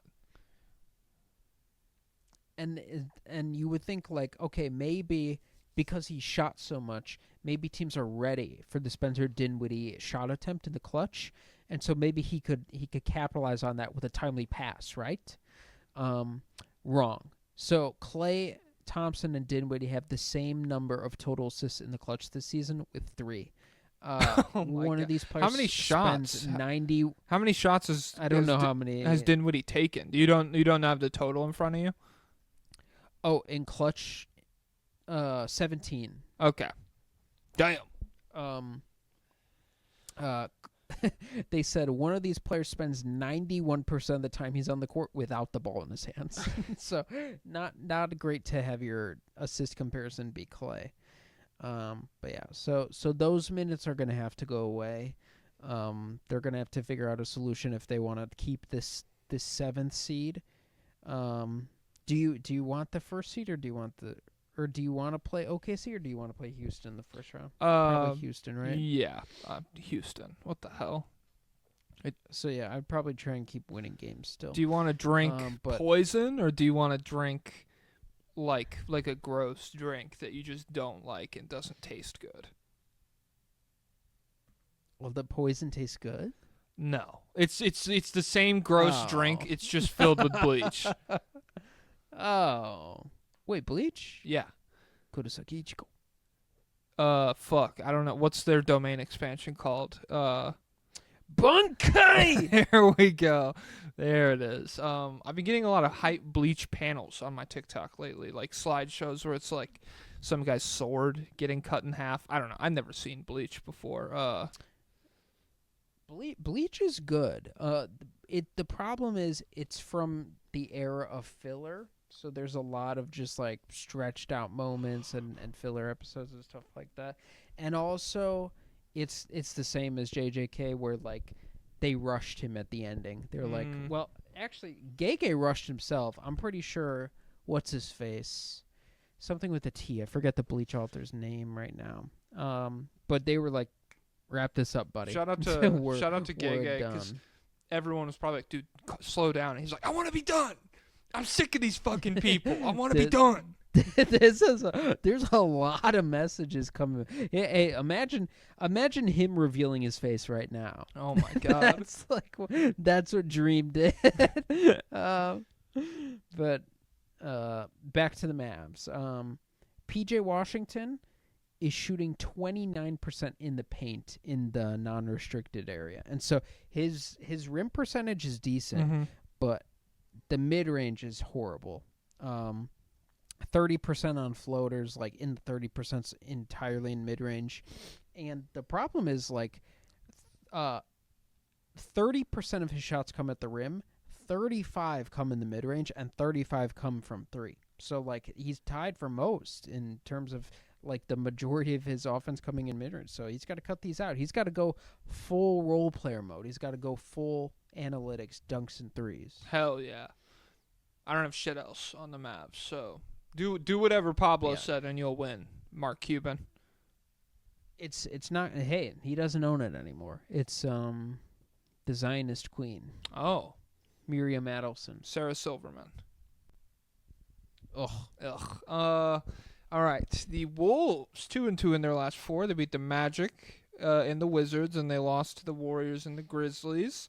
Pretty frustrating loss to the Grizzlies. They went into that fourth quarter up 3 points, and then what the hell? What did I write down here? Oh yeah, I wrote down. Okay, I don't feel like we've shit on Julius Randle that much this season as far as like our criticism of the Wolves goes, but in this Grizzlies game, it did kill me. Every time he got the ball in the clutch, he was like, ha. Here we go, my time. And he turned around, and Jaren Jackson Jr. was right there. And I swear to God, he did not dribble 3 times on a single one of those possessions. Like, he would dribble, and Jaren would just poke it away. Like you were playing like a child or something. He would just tap it away. and either it was a turnover or like 6 or 7 wasted seconds on the shot clock. So a really rough outing. I don't even know what he did in that game. I just remember like watching the fourth quarter and being like, stop trying. It's not going to work. Stop trying to dribble. You have other options here. And then the other thing I wrote down was Jaden McDaniels. Funny stretch of games. 12 points per game, 66% true shooting, 45% from 3 over his last, 6-7 games. But the game log there, he has 19 points, 4 of 8 from 3, then 8 points, 1 of 2 from 3, then 11 points, 3 of 3 from 3, then 5 points, 1 of 6, 7 points, 0 of 2, 21 on 3 of 4 from 3, 8 points, 0 of 3, 14 on 2 of 3. So it's difficult. It's either you're getting like 70% from 3 or it's not happening. It's an off night. He's back in January. That's the big takeaway. That's what I'm choosing to go with. Okay, I'm down. Yeah, big picture guys here. Yeah, I feel like the Timberwolves hate it. The fan base's hate of Randle's like at a peak right now, and there's some trade rumors, but who would trade the for Athletic him? Reporter? Oh my God, I saw ESPN in that same article where they proposed the Kevin Durant trade and some other trades. Oh crap! I got a battery warning. I need to lean over. You and buffoon. get my charging wire. In that same thing, they proposed a trade that I would have to kill myself if it went through. It was a 3-way trade between the Bulls, the Jazz, and the Timberwolves. Okay. And the Bulls end up with Julius Randle and Jordan Clarkson, just straight up. And we give up like Levine and we give Kobe White up. And it was like just the worst thing I've ever heard. And it was written by Andre Snellings, who I know is a smart basketball guy because I've heard him on the Thinking Basketball podcast with Ben Taylor, where they discuss Bill Russell. So, okay, what's your problem, Andre Snellings? He's probably based in the reality that Chicago trade. Is stupid and would do dumb things. He said like they need a front court presence or whatever. And I'm like, okay, do we need the layout? We need a front court presence with a bomb strapped with civilians around? I don't know. They need a front court presence. Here's a bad basketball player. The Bulls are bad. What if we brought in 2 terrorists to make everything worse? The Bulls are bad. We released 30 rabid badgers into the United Center. And so that will keep the defense, that'll keep the opposing team on their toes, whereas the Bulls, every night before the game, they'll just get rabies vaccines preemptively, and they'll be able to play through it. 5 hours later, the Badgers have congregated entirely in the Bulls locker room. Who could have seen 5 this hours coming? later, Zach Edey has made friends with all of the Badgers, and there's two 7-feet-tall presences in the paint now, and the Badgers don't count as a Grizzlies player, so the Bulls are just playing 5-on-6. Ooh, big news in the baseball world. The Dodgers landed Roki Sasaki. And so that's crazy. He's the newest Japanese phenom pitcher. Nice. He has an epic nickname. It's like the monster of Sagawa or something. It's cool. But what's funny is they say the Athletic Timberwolves writer says Randle probably won't be traded because Chris Finch loves him. And this is something I believe. Like, this is when the trade broke, Chris Finch, because he used to be a Knicks like assistant when Randle was there, he's like, yes, we're getting... The implication was like he felt that Towns was little soft baby, and Randle would bring toughness and muscles to the team, and that's what they needed, a little identity shift.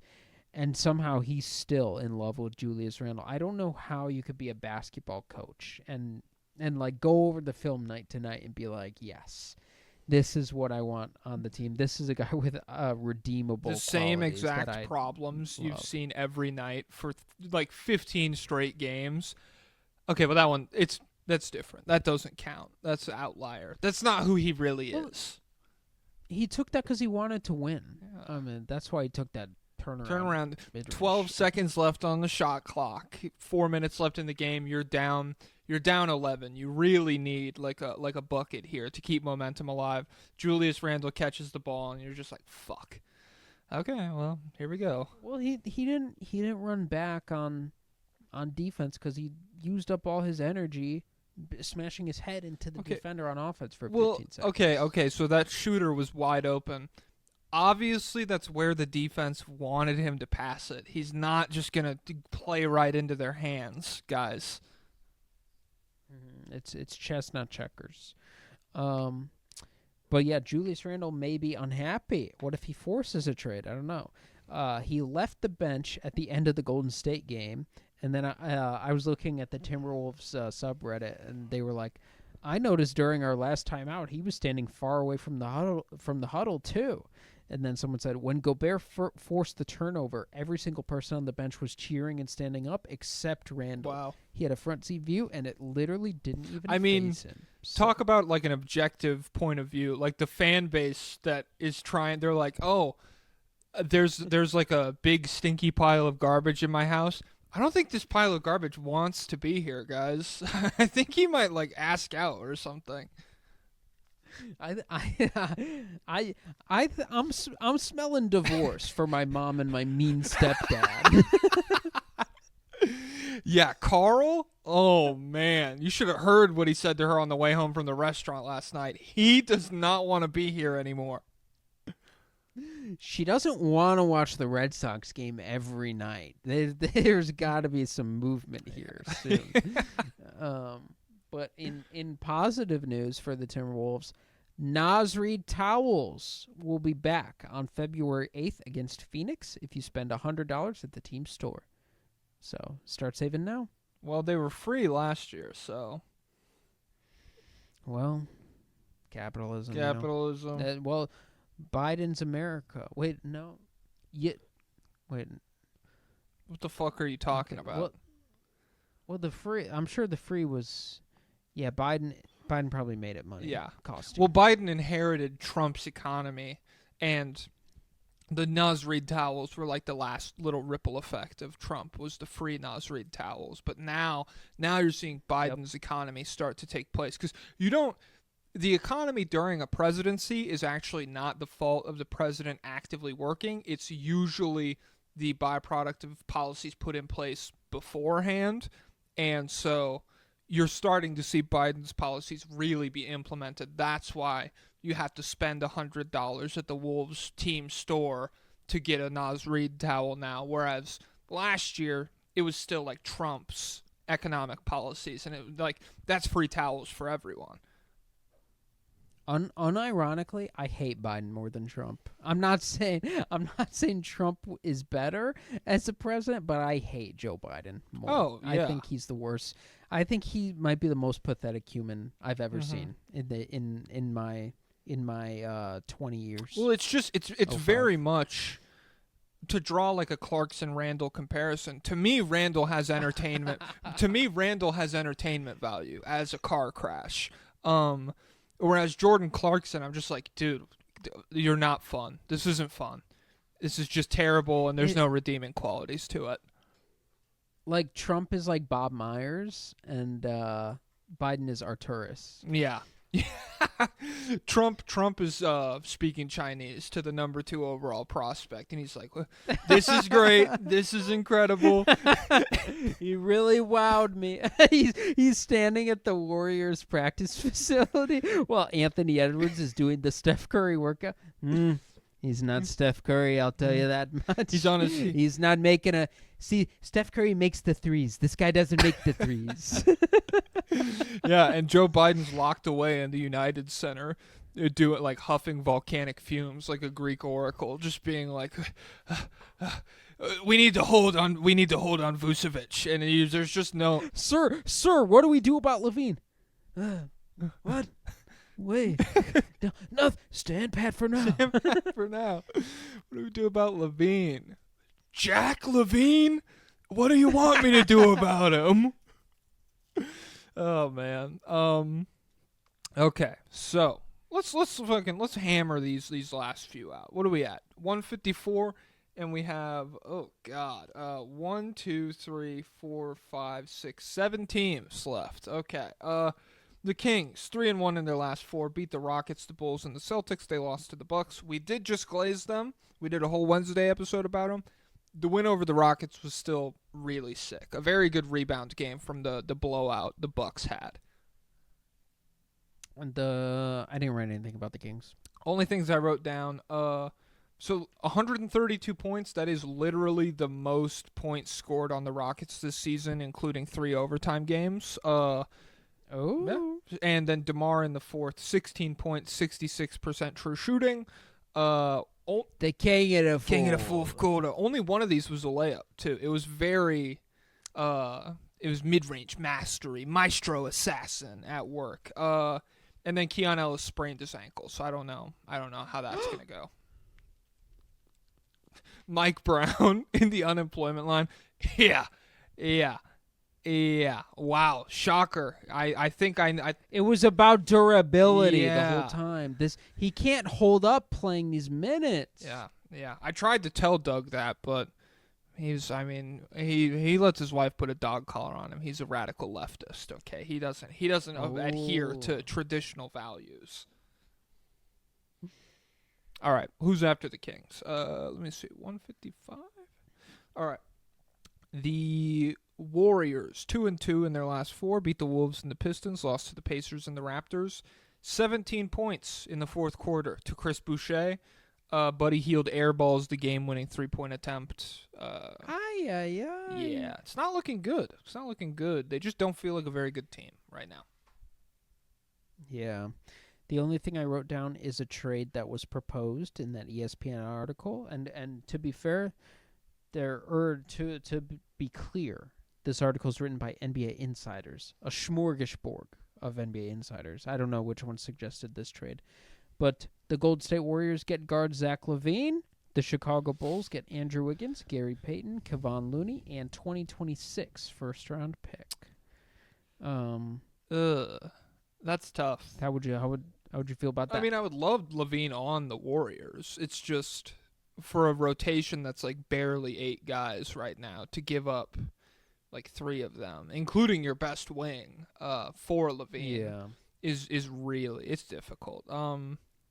I do think that healthy, they're probably a better team slightly, even losing all of that rotational stuff. It's just like the second anybody goes down, you really start to struggle with that.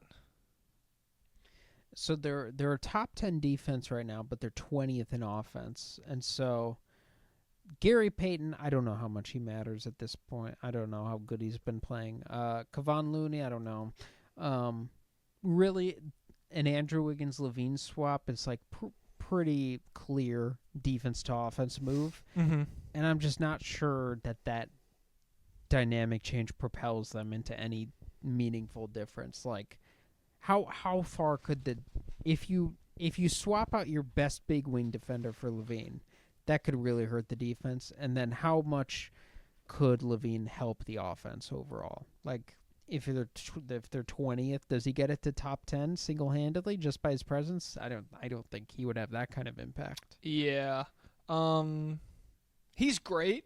He's been really, really good in January, and he's had an incredible season, and I think he would lift a lot of different places for the right price. But it's just the Warriors are at a point where, like, now it's so late that any move you make, it's like, okay, what is that? What does it mean now? It would have meant something 2 years ago, maybe, if we were like aggressive in pursuing moves like this. But now it's just like, it's so you can look yourself in the mirror and be like, we tried with the last couple of years of stuff. We did it. We made some moves. You know, we were savvy enough. It just didn't work out. But in reality, yeah, they've just been sitting around for way too long.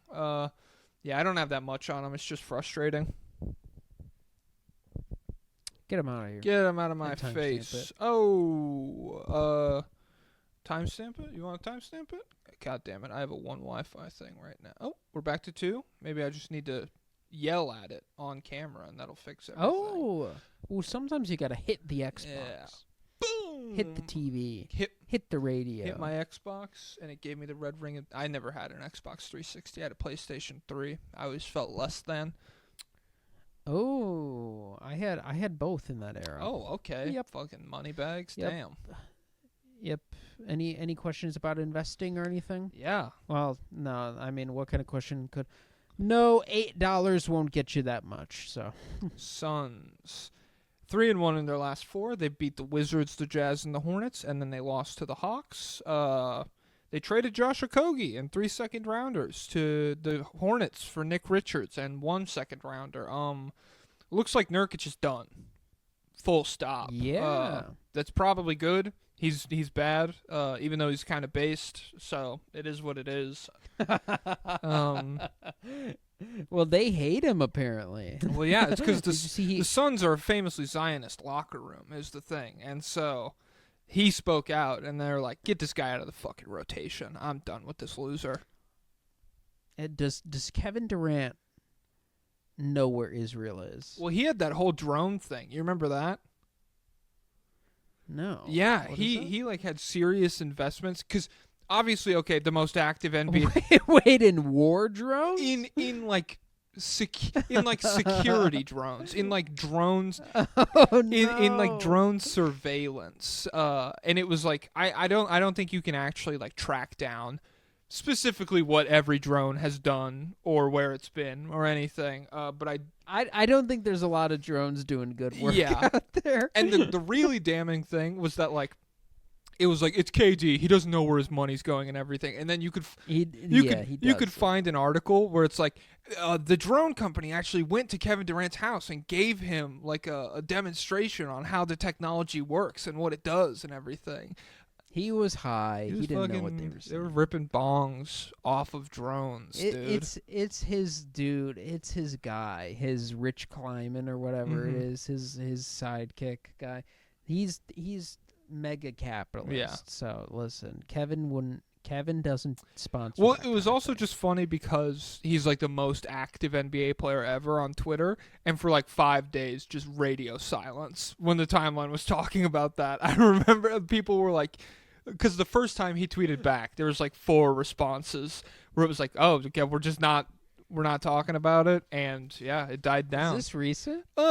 Mildly recent, like over the past 3 or 4 months, but it's been a while since it was peaking.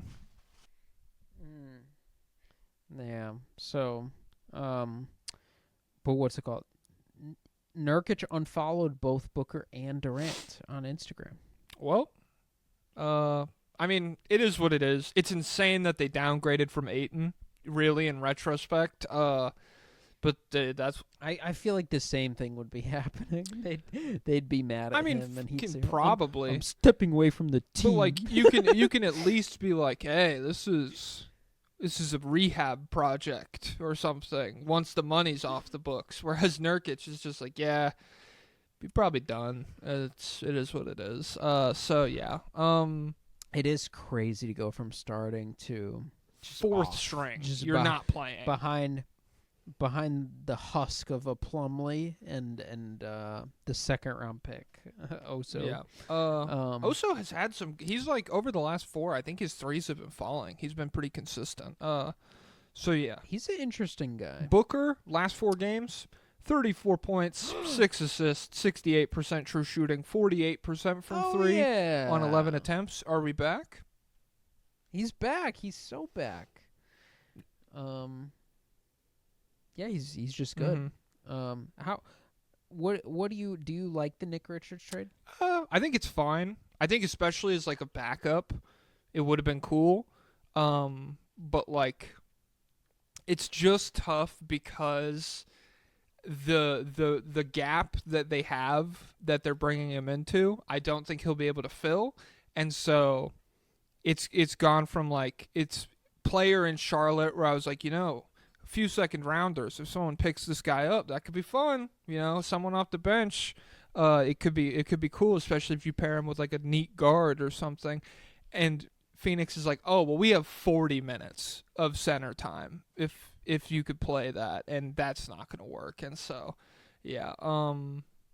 but for the price, Okogie and second rounders, yeah, it's good. It's good value. I just don't think it's really gonna work. Well, I've seen a lot of people mad about the trade, and they do have a point where like second rounders for the Suns are very valuable. Yeah, it's all they like, have. This is it.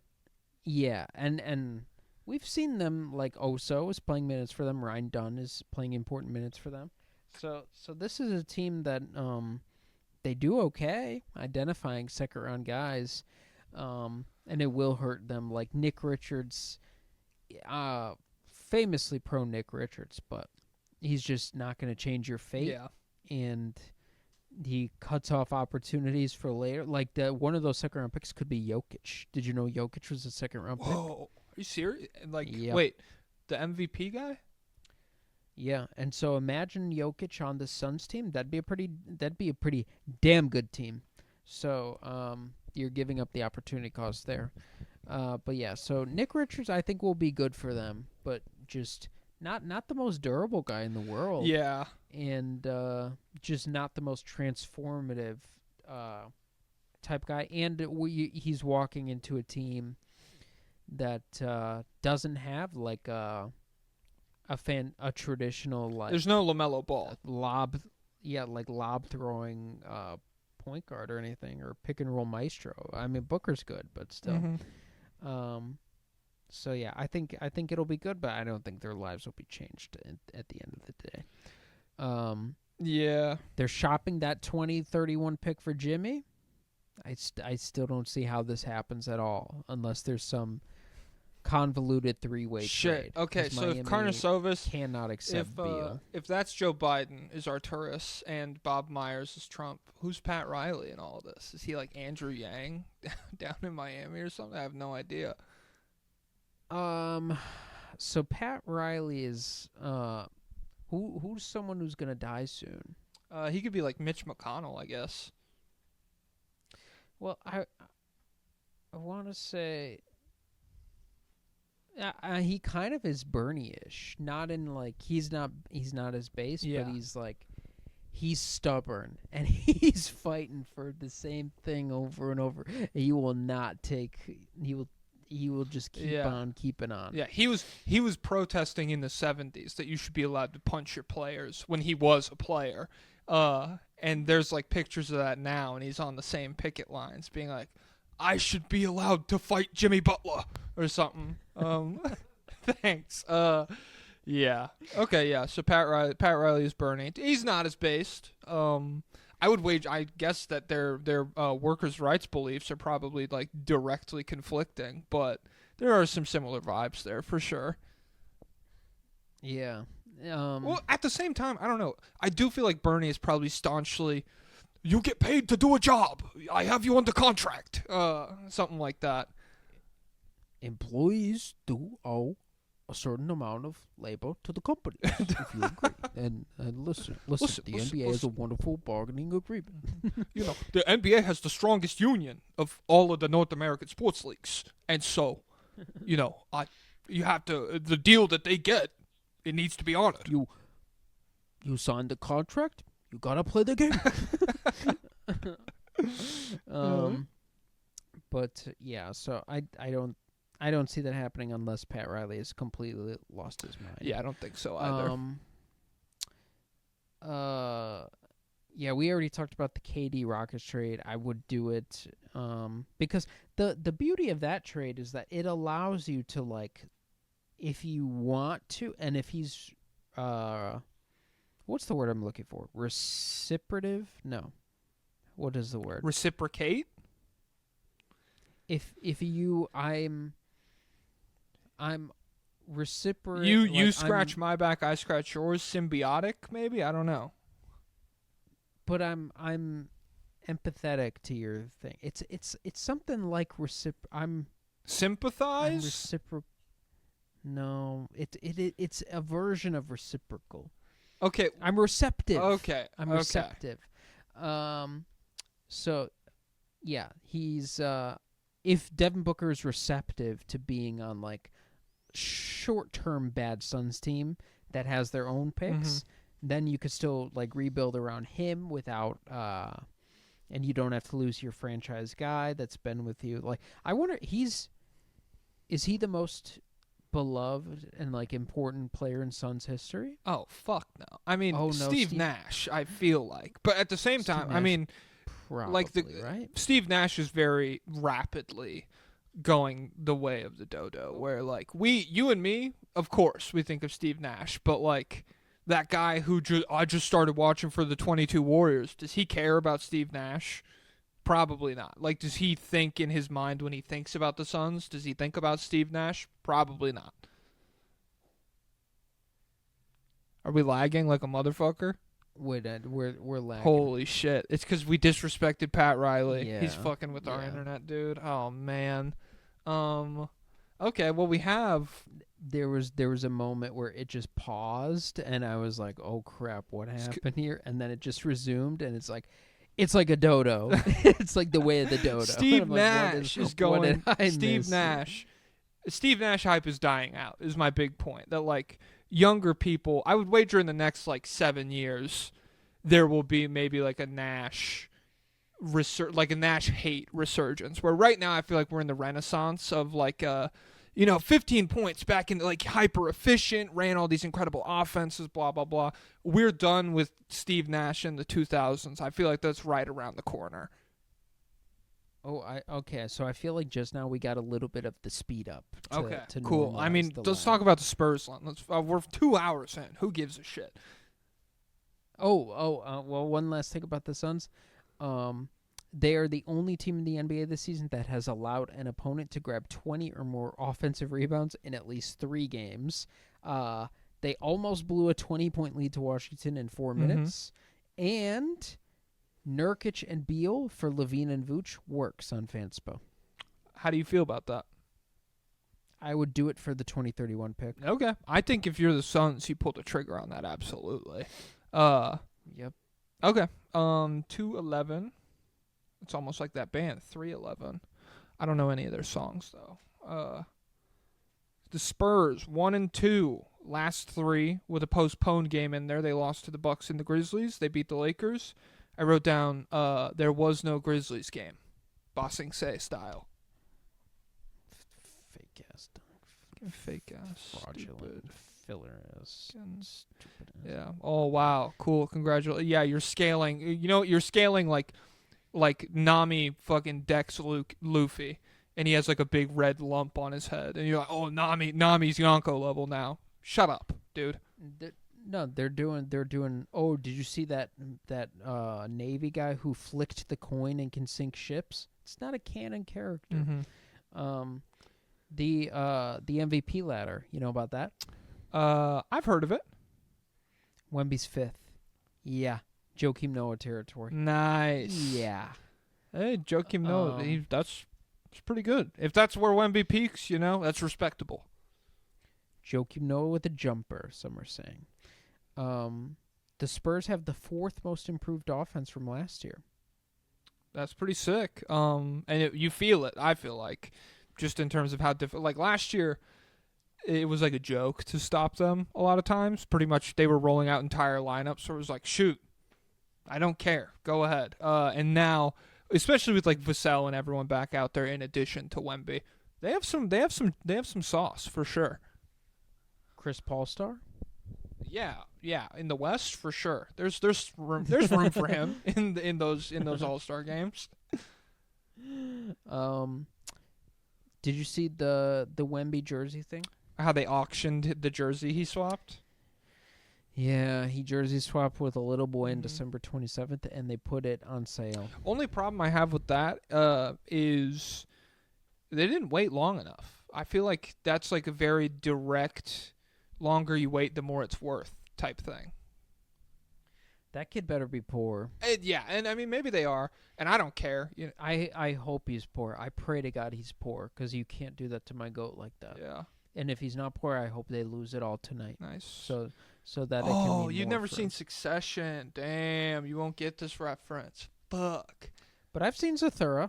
I don't remember it that well, though. In Succession, in the first episode, to really contextualize how rich they are, at the end of the episode, they play a softball game, and there's like a random family at the park where they're playing, and like one of the assholes, Kieran Culkin, he offers the kid of the family literally $1 million if he hits a home run. And the kid he makes it to like third base, and they tag him out, and like he like tears up the check in front of him, laughing. And so, yeah, maybe if this kid's that poor, then he's allowed to auction off the Wemby thing, I guess. Me, if I became the dictator of the country, and I'm prisoner Arturas Karnisovas, and I promise him a pardon if he can make a trade, and he can't bring himself to press the button to approve the trade, and then I rip it up in front of him. Nice. Me, if I was mean and a bad guy, I would do that. Oh, you mean like now? No, I'm pwned. Fuck. The Blazers 0-4 over their last 4. God fucking damn it. 0-4. They lost to everyone. They lost to the Clippers, Nets, the Heat, and the Mavs. These guys fucking suck. I don't have anything written down for them. What do you? Scoot Henderson. It's canon now. Oh, 39-point game. We're back. Is he better than Wemby? Yeah. Did you see this? Did you 39 against scoring? who? Oh, I think it was Brooklyn, right? It sounds. I mean, that's who I would expect it to come against here. I don't think he's doing that to like the Clippers. But yeah. I mean, I haven't watched it. I did see he was shooting the 3 pretty effectively though. Yeah, it was like almost all jump shots. But he did get to the line. How many times did I write it down? I forget. Oh yeah, he got to the line 8 times. But yeah, it was. I don't know whether to take that as a positive or a negative. Because on one hand, you could be like, okay, he just got hot one night. Great. This is not replicable. Yeah. But there were some impressive shots. It was like a good mix of off the dribble and off the catch. And like some of them I was impressed because it was like off rhythm. Like he would catch it and then do like, ooh, ooh, ooh, and then go. And I was like, geez, that's kind of hard to do. But yeah, he had the 39. And then I think he had a... Oh no! So it was kind of funny. The next game, or was it the next game? I don't know. But there was a game where Delano Banton scored 23 points, and he took 17 shots. Hell yeah! And but all the Blazers fans in their post game Reddit thread were complaining, and there were a lot of people in the sub just saying like, "Why is he taking so many shots? He's taking way too many shots." Like they posted the Kobe thing, like I'd rather go 0 for 30 than 0 for 9 or whatever about Delano Banton. But I was like, he scored efficiently, and then in the same game, Scoot Henderson scored 16 on 14 shots. So, and all the people were like, "It's good he had another good game. It's good we're back-to-back good games for Scoot now." So like, okay, they're going crazy down here in Portland.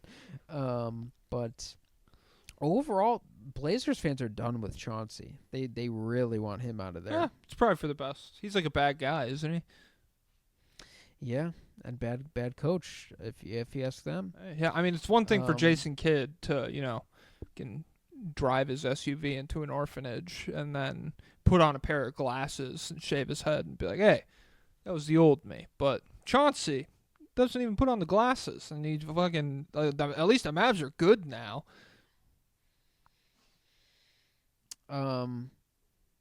Simons and Kamara went 0 for 14 against the Clippers. Fuck. Ow! It's over. There was a cool Athletic article about Ryan Rupert and Nicholas Batum. Apparently, Ryan Rupert's the next Nicholas Batum. He's the ultimate Batum fanboy. Okay. They're built the same, and they have a similar trajectory. Nice. And Batum played for the Blazers. Nice. Well, I love that. I don't have anything on the Blazers, so whatever you say, it's true. Some rumors of Robert Williams being available for multiple second-rounders, but a radio host in Portland named Danny Morang said he'd be stunned if it was less than a first-rounder. I love that name. Can you be a radio host with like a normal name? Danny Morang is like crazy. You got to be epic. Like in Chicago, it's Tom Waddle and Sylvie. Ooh, okay. Tom Waddle and Mark Silverman. Before that's Carmen and Yurko. It's And then there's getting also into like Adam Minecraft Cat. YouTuber names where it's like, is Sloopy? That could be like a radio host or a Minecraft YouTuber. I wouldn't know. Well, radio host. What's the Parks and Rec? Did you ever watch Parks and Rec? Long time. I've watched it all the way through, but I don't remember that much about it. The radio station, the radio pair there is Ira and the Douche. Oh yeah, and they're just like constantly Yeah, playing fart noises. Yeah, they do like a soundboard. That's what that's like the radio aesthetic. Hell yeah. It's like Jefferson and the Jackal. Yeah. Welcome to 106.9. Game over, man. But yeah, so Robert Williams, I doubt he'll be moved. Yeah, Because I'd be shocked. It's not worth it for Portland to do it for multiple second rounders unless they think he's like totally cooked and won't do anything. But he's still young and he still has one more year left on his contract and he's not expensive, so really no down, and you're not doing anything, so no downside to keeping him around.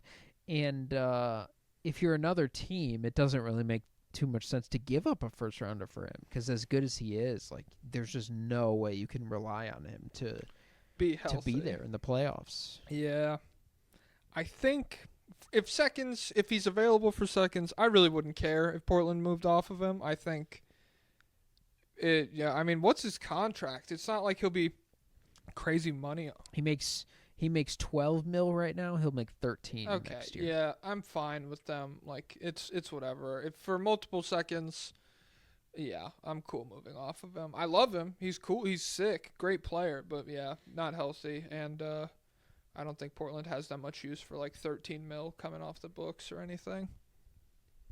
The Jazz. Oh my God, let's fucking go, dude. They play tonight at 7. Well, that's in an hour, so we got to get this done. The Jazz, their last 4, they're 1-3. They lost to the Hornets, the Suns, and the Heat, and they beat the Nets. I wrote down what did I write down? Marcus Aurelius, receive without pride, let go without attachment. What is this? Oh, it's because Ice Bryce, the game winner, assist. So it's like Yes. It's kind of like a lens through which you look at the world, where it's okay. Great recovery by Collier.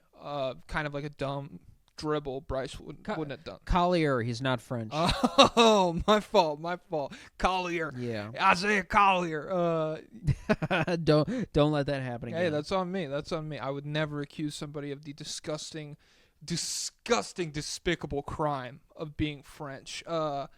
Yeah. And so, receive without pride, let go without attachment. That's Bryce inbounding the ball. That's him, being stoic, allowing his team to playing within the confines of himself. Well, this is another play that happened against Brooklyn.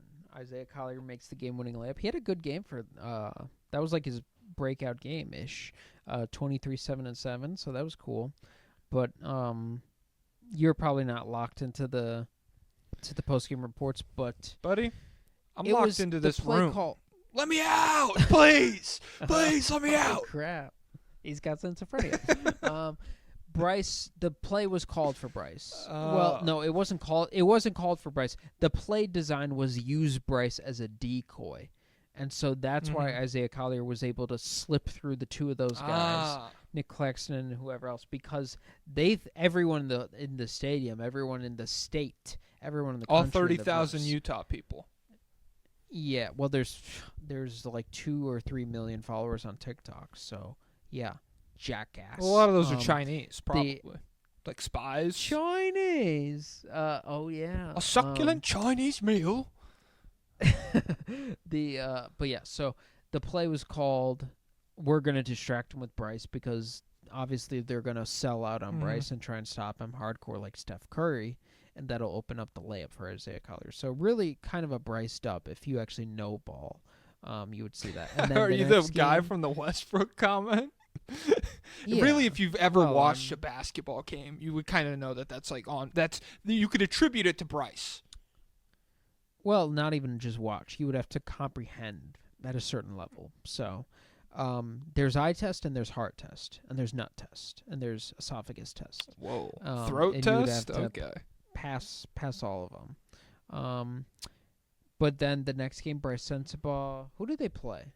The Hornets. Is this when he was like... The Hornet. He was good this for is a when while. He exploded. He had 12 points in his first 7 minutes. It was 4 or 5 shooting. He was like plus something crazy. Where did he finish? And then he finished with like 16 points on 15 shots, I think. Hell because yeah. he just had a rough third quarter, and they were all barely misses. They were all fantastic misses. They were all either too short or too long. He didn't miss to the side. I had someone in my so- comments unironically defend. They were like, I just want you to know that like 5 of the misses in this game were because his teammates just threw him grenades that he had to like really adjust weird on. It wasn't a bad game. And his passing was impressive. He was being a real team player as well. Hell yeah. So. Tonight is poised to be another big night. There's everyone on the Jazz is injured.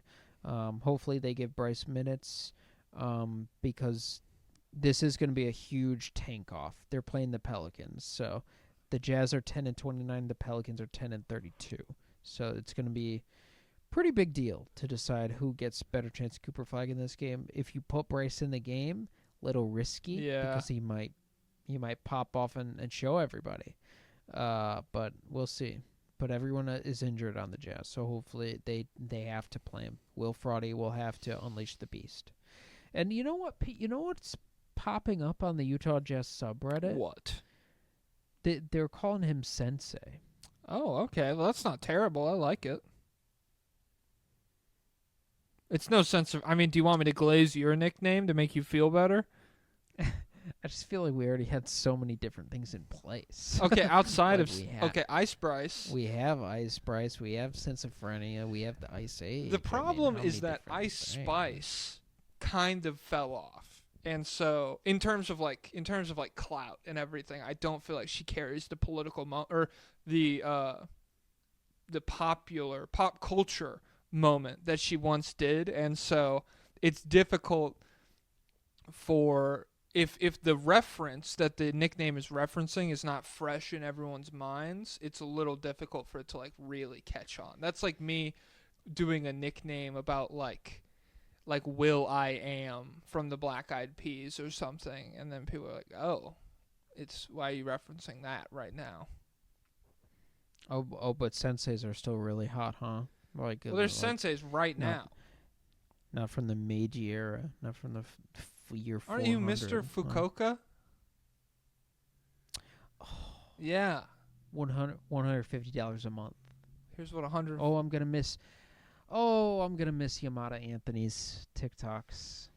I wonder. I mean, I'm just gonna. He's moving to other platforms. Let me check if he's on YouTube. YouTube Shorts. It's not- Baby. It'll be longer form Fukuoka apartment tours. Hey, that's fine. I'm totally chill with that. He could give us a That's better look at like the okay. neighborhood and stuff. That'd be okay. Let's see. Is he? Yes, he is. Okay, epic. Nice. Yeah. The 18-minute video 2-house tour. Oh. Oh, but I'm not as interested in this because it's $950 and then $2,220. No, I need 10 what cents kind of a crazy month. landlord is setting that price? $2,220. But so the latest video he posted is $475 a month, and wait, plus homelessness in Japan. So I think he's going to talk about homelessness in Japan. Okay.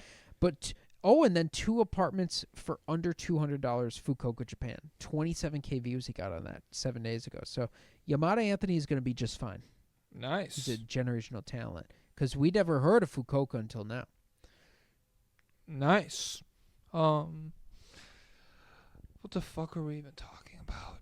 John Collins is still good. He is. 44. I honestly hadn't thought about him at all Mhm. Until Jack the Kings fan brought him up. 44% from 3 this year, so the finger's fixed. He shot 37% last year. 18-8 on 63% true shooting. He's an interesting guy because he's big time lob threat. We know, capable shooter, but also the kind of guy like you're probably okay with shooting in a playoff series. Yeah.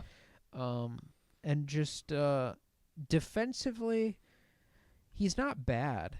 But he's also just, you would like that kind of guy to be a big time like rim protector, shot blocker, but that's not really what he is. Yeah. He's just kind of like decently switchable.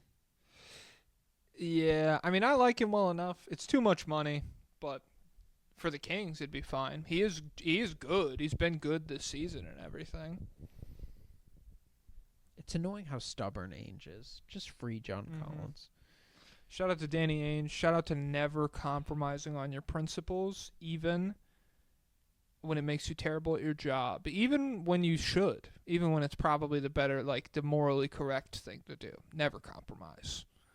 Hey, the Pelicans. Here we are at the bottom of the list. More wins in January than, like, half of the league. They've I don't even have their last 4 written down, but they're 3-1. Hey, hell yeah. Do you know the teams they've beaten? They beat Philly, Dallas, and the Redacteds. So it's all bottom feeders. Yeah. Trey Murphy, kind of cooking, making the leap, as they say. Let me pull up his last 6 or last 7 here. Trey. Also, Zion wasn't there for the Dallas one. I don't give a shit. Okay. Yeah. Zion's the past. Trey Murphy's the future. Oh. So on the season, he's up to 22 points, 5 rebounds, 3 assists on 59.9, so 60% true shooting. And then I know over his last, like, 5 or 6, I think he's been crazy volume. Obviously, he did have the game-winning block, over the Dallas Mavericks. That was pretty dope. But, yeah. Let me check this shit. This shit's loading, so there's nothing to say anymore. I don't get to say anything. Well, I'll pull up the lobbyist requests in the meantime. Oh my god. We'll finish off strong. Yeah.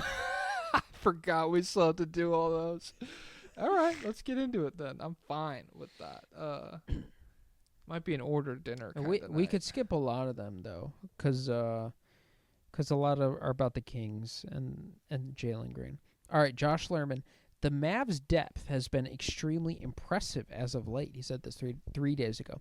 Not to mention Dante Exum coming back soon. They used to have a concern for a third ball handler, but now we'll have Grimes, Peach Cream, Exum, Dinwiddie, and a little of PJ in that position. Do you think they match up well against the top contenders? I mean, with Luka back, yeah, I think they match up well enough. It's just difficult to see. I don't know.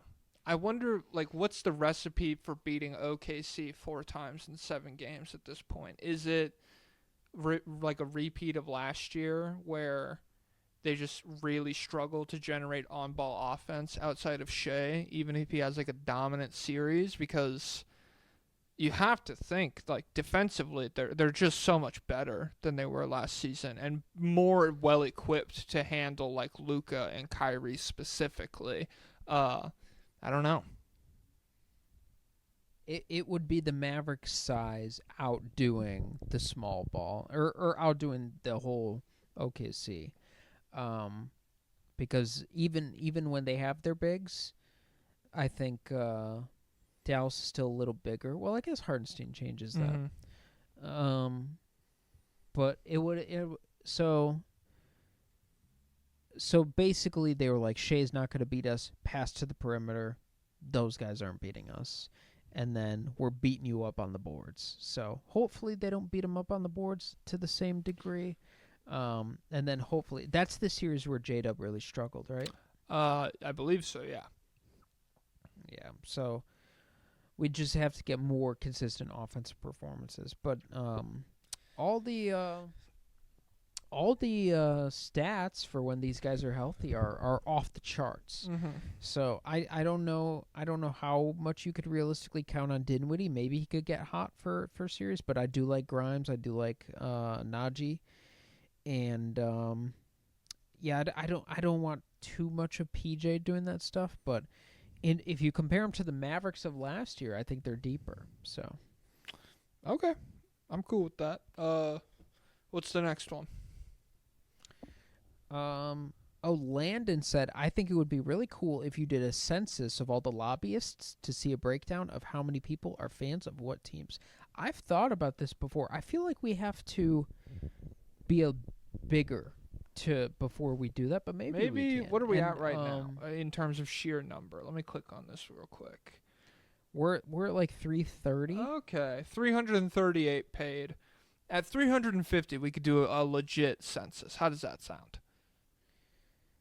Okay, so should we do it on the Patreon page or in the Discord? I don't know. Probably on the Patreon page. Which would get more engagement? However, because not everybody, I think you'll get a notification, but not everybody is on the Discord, but everyone's on the Patreon and will get notified. However, I did do some under the hood shit on the Discord this morning. I went in and I assigned 2 moderators, 1 Rainbow Trout and 2 Bread Phobic.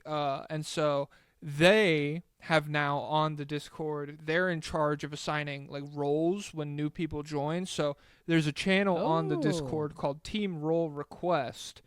And if you go in there and say what team you're a fan of, one of the mods will assign you to that role, and it allows for like a more structured hierarchy of like understanding who everybody roots for and who you're talking to, all that kind of stuff. And then also, I'm gonna do a poll in there tomorrow about what book I should do for my book club next. So maybe that could be like just a small like Patreon perk, is you could be involved in shit like that.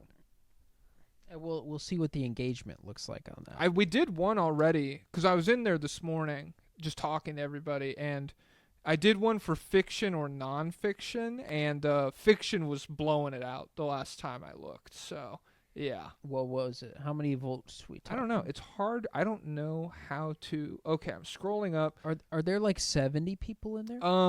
Right now the poll that I did has 17 votes. Fiction has 10, nonfiction has 7.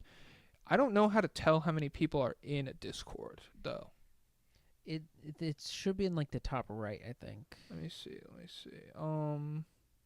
Show member list.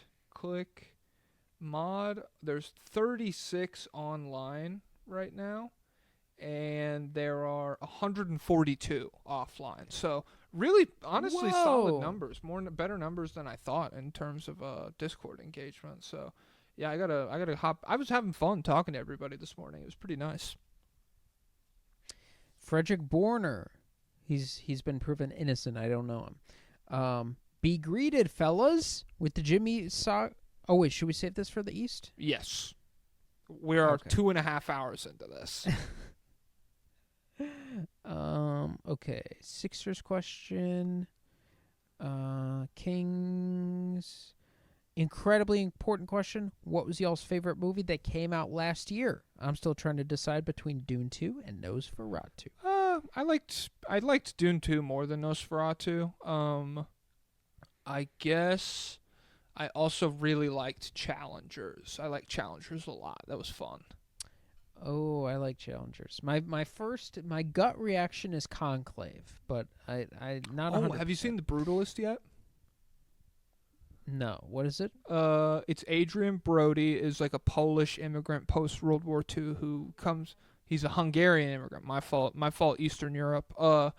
And he comes to America and gets hired to design like a giant. Like he's an accomplished architect in Hungary, and he goes through the Holocaust and everything. He's a Jewish person, and he comes to America afterwards and is like the designer for this giant brutalist like community center type thing. I liked it a lot. I thought it was really good. It is very long. It's like 3.5 hours with an intermission in the middle of it. I'm not going. Yeah, I know you're not. That sounds brutal. It was fun. I liked it. You're not funny, dude. Was that a joke?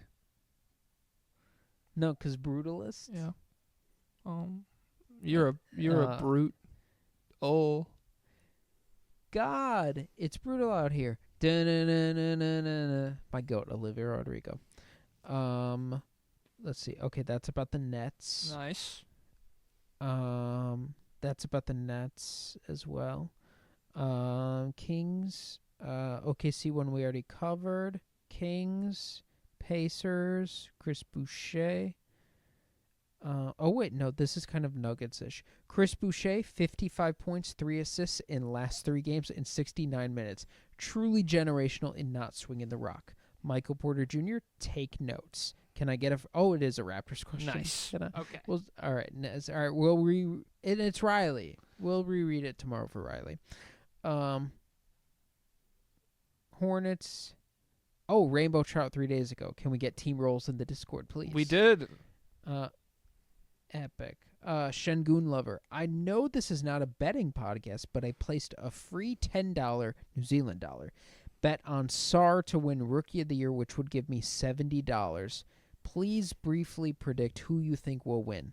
Also, before TikTok gets banned forever, this might be my last chance for you to see my TikTok account at ShengunLover299. Just shit posting, but one of my videos went super viral. LOL. Check it out. Love you. Okay. Guys. Do you think Sark? Oh, who's the favorite for Rookie of the Year right now? I think he is literally. Is he gonna cash out? Maybe. I don't think it'd be that crazy. This rookie class is like everybody else's. I mean, Jalen Wells is pretty cool, I guess. Edie has been solid, but if he really closes the season strong, if he just continues improving month to month the way he has, I think he'll probably win it. Well, Castle's actually winning, so Castle's got that it factor. Shut the fuck up. Kings thing, Rockets thing, Wizards thing. Oh my god. All right, we'll save that guy for okay. He's got some good 3 in-depth. I'm losing my mind here. We got to wrap this up. I can't do it anymore. I'm sorry. Salutations, fellas. Are the Nuggets really as bad as people talk about them? Current 4 seed Aaron Gordon and MPJ playing really well, really weird. Westbrook defense and 2-man game with Jokic. At least my eye test, the Nuggets don't look as terrible offensively when Jokic is on the bench. Maybe it's fan delusion, but I'm feeling pretty hopeful for these playoffs. I mean, I saw I do feel like they're trending up. I agree. I just it all comes down to beating the Thunder, and I'm like, okay, maybe. I saw this funny Spida, the goat of Nuggets Twitter yesterday was like, Thunder are looking like the best defense in the league. Nuggets are looking like the best offense in the league. I need to see this playoff matchup. And one response that just had 500 more likes was like, no, you don't. We don't need to do that, man. So yeah, I think they're trending up. I think they're really better than they have looked, especially if Murray continues to improve. But yeah, I'm still worried about everything in terms of winning a title or something. I don't think that'll happen. And I'm just realizing I forgot to read out people's names, so I apologize. That was Burger with Awesome Sauce. What is Nasreed's name? Would you support benching Randle to make Nasreed full-time starter? I think Nas did a perfectly fine job covering for Cat at the end of last season.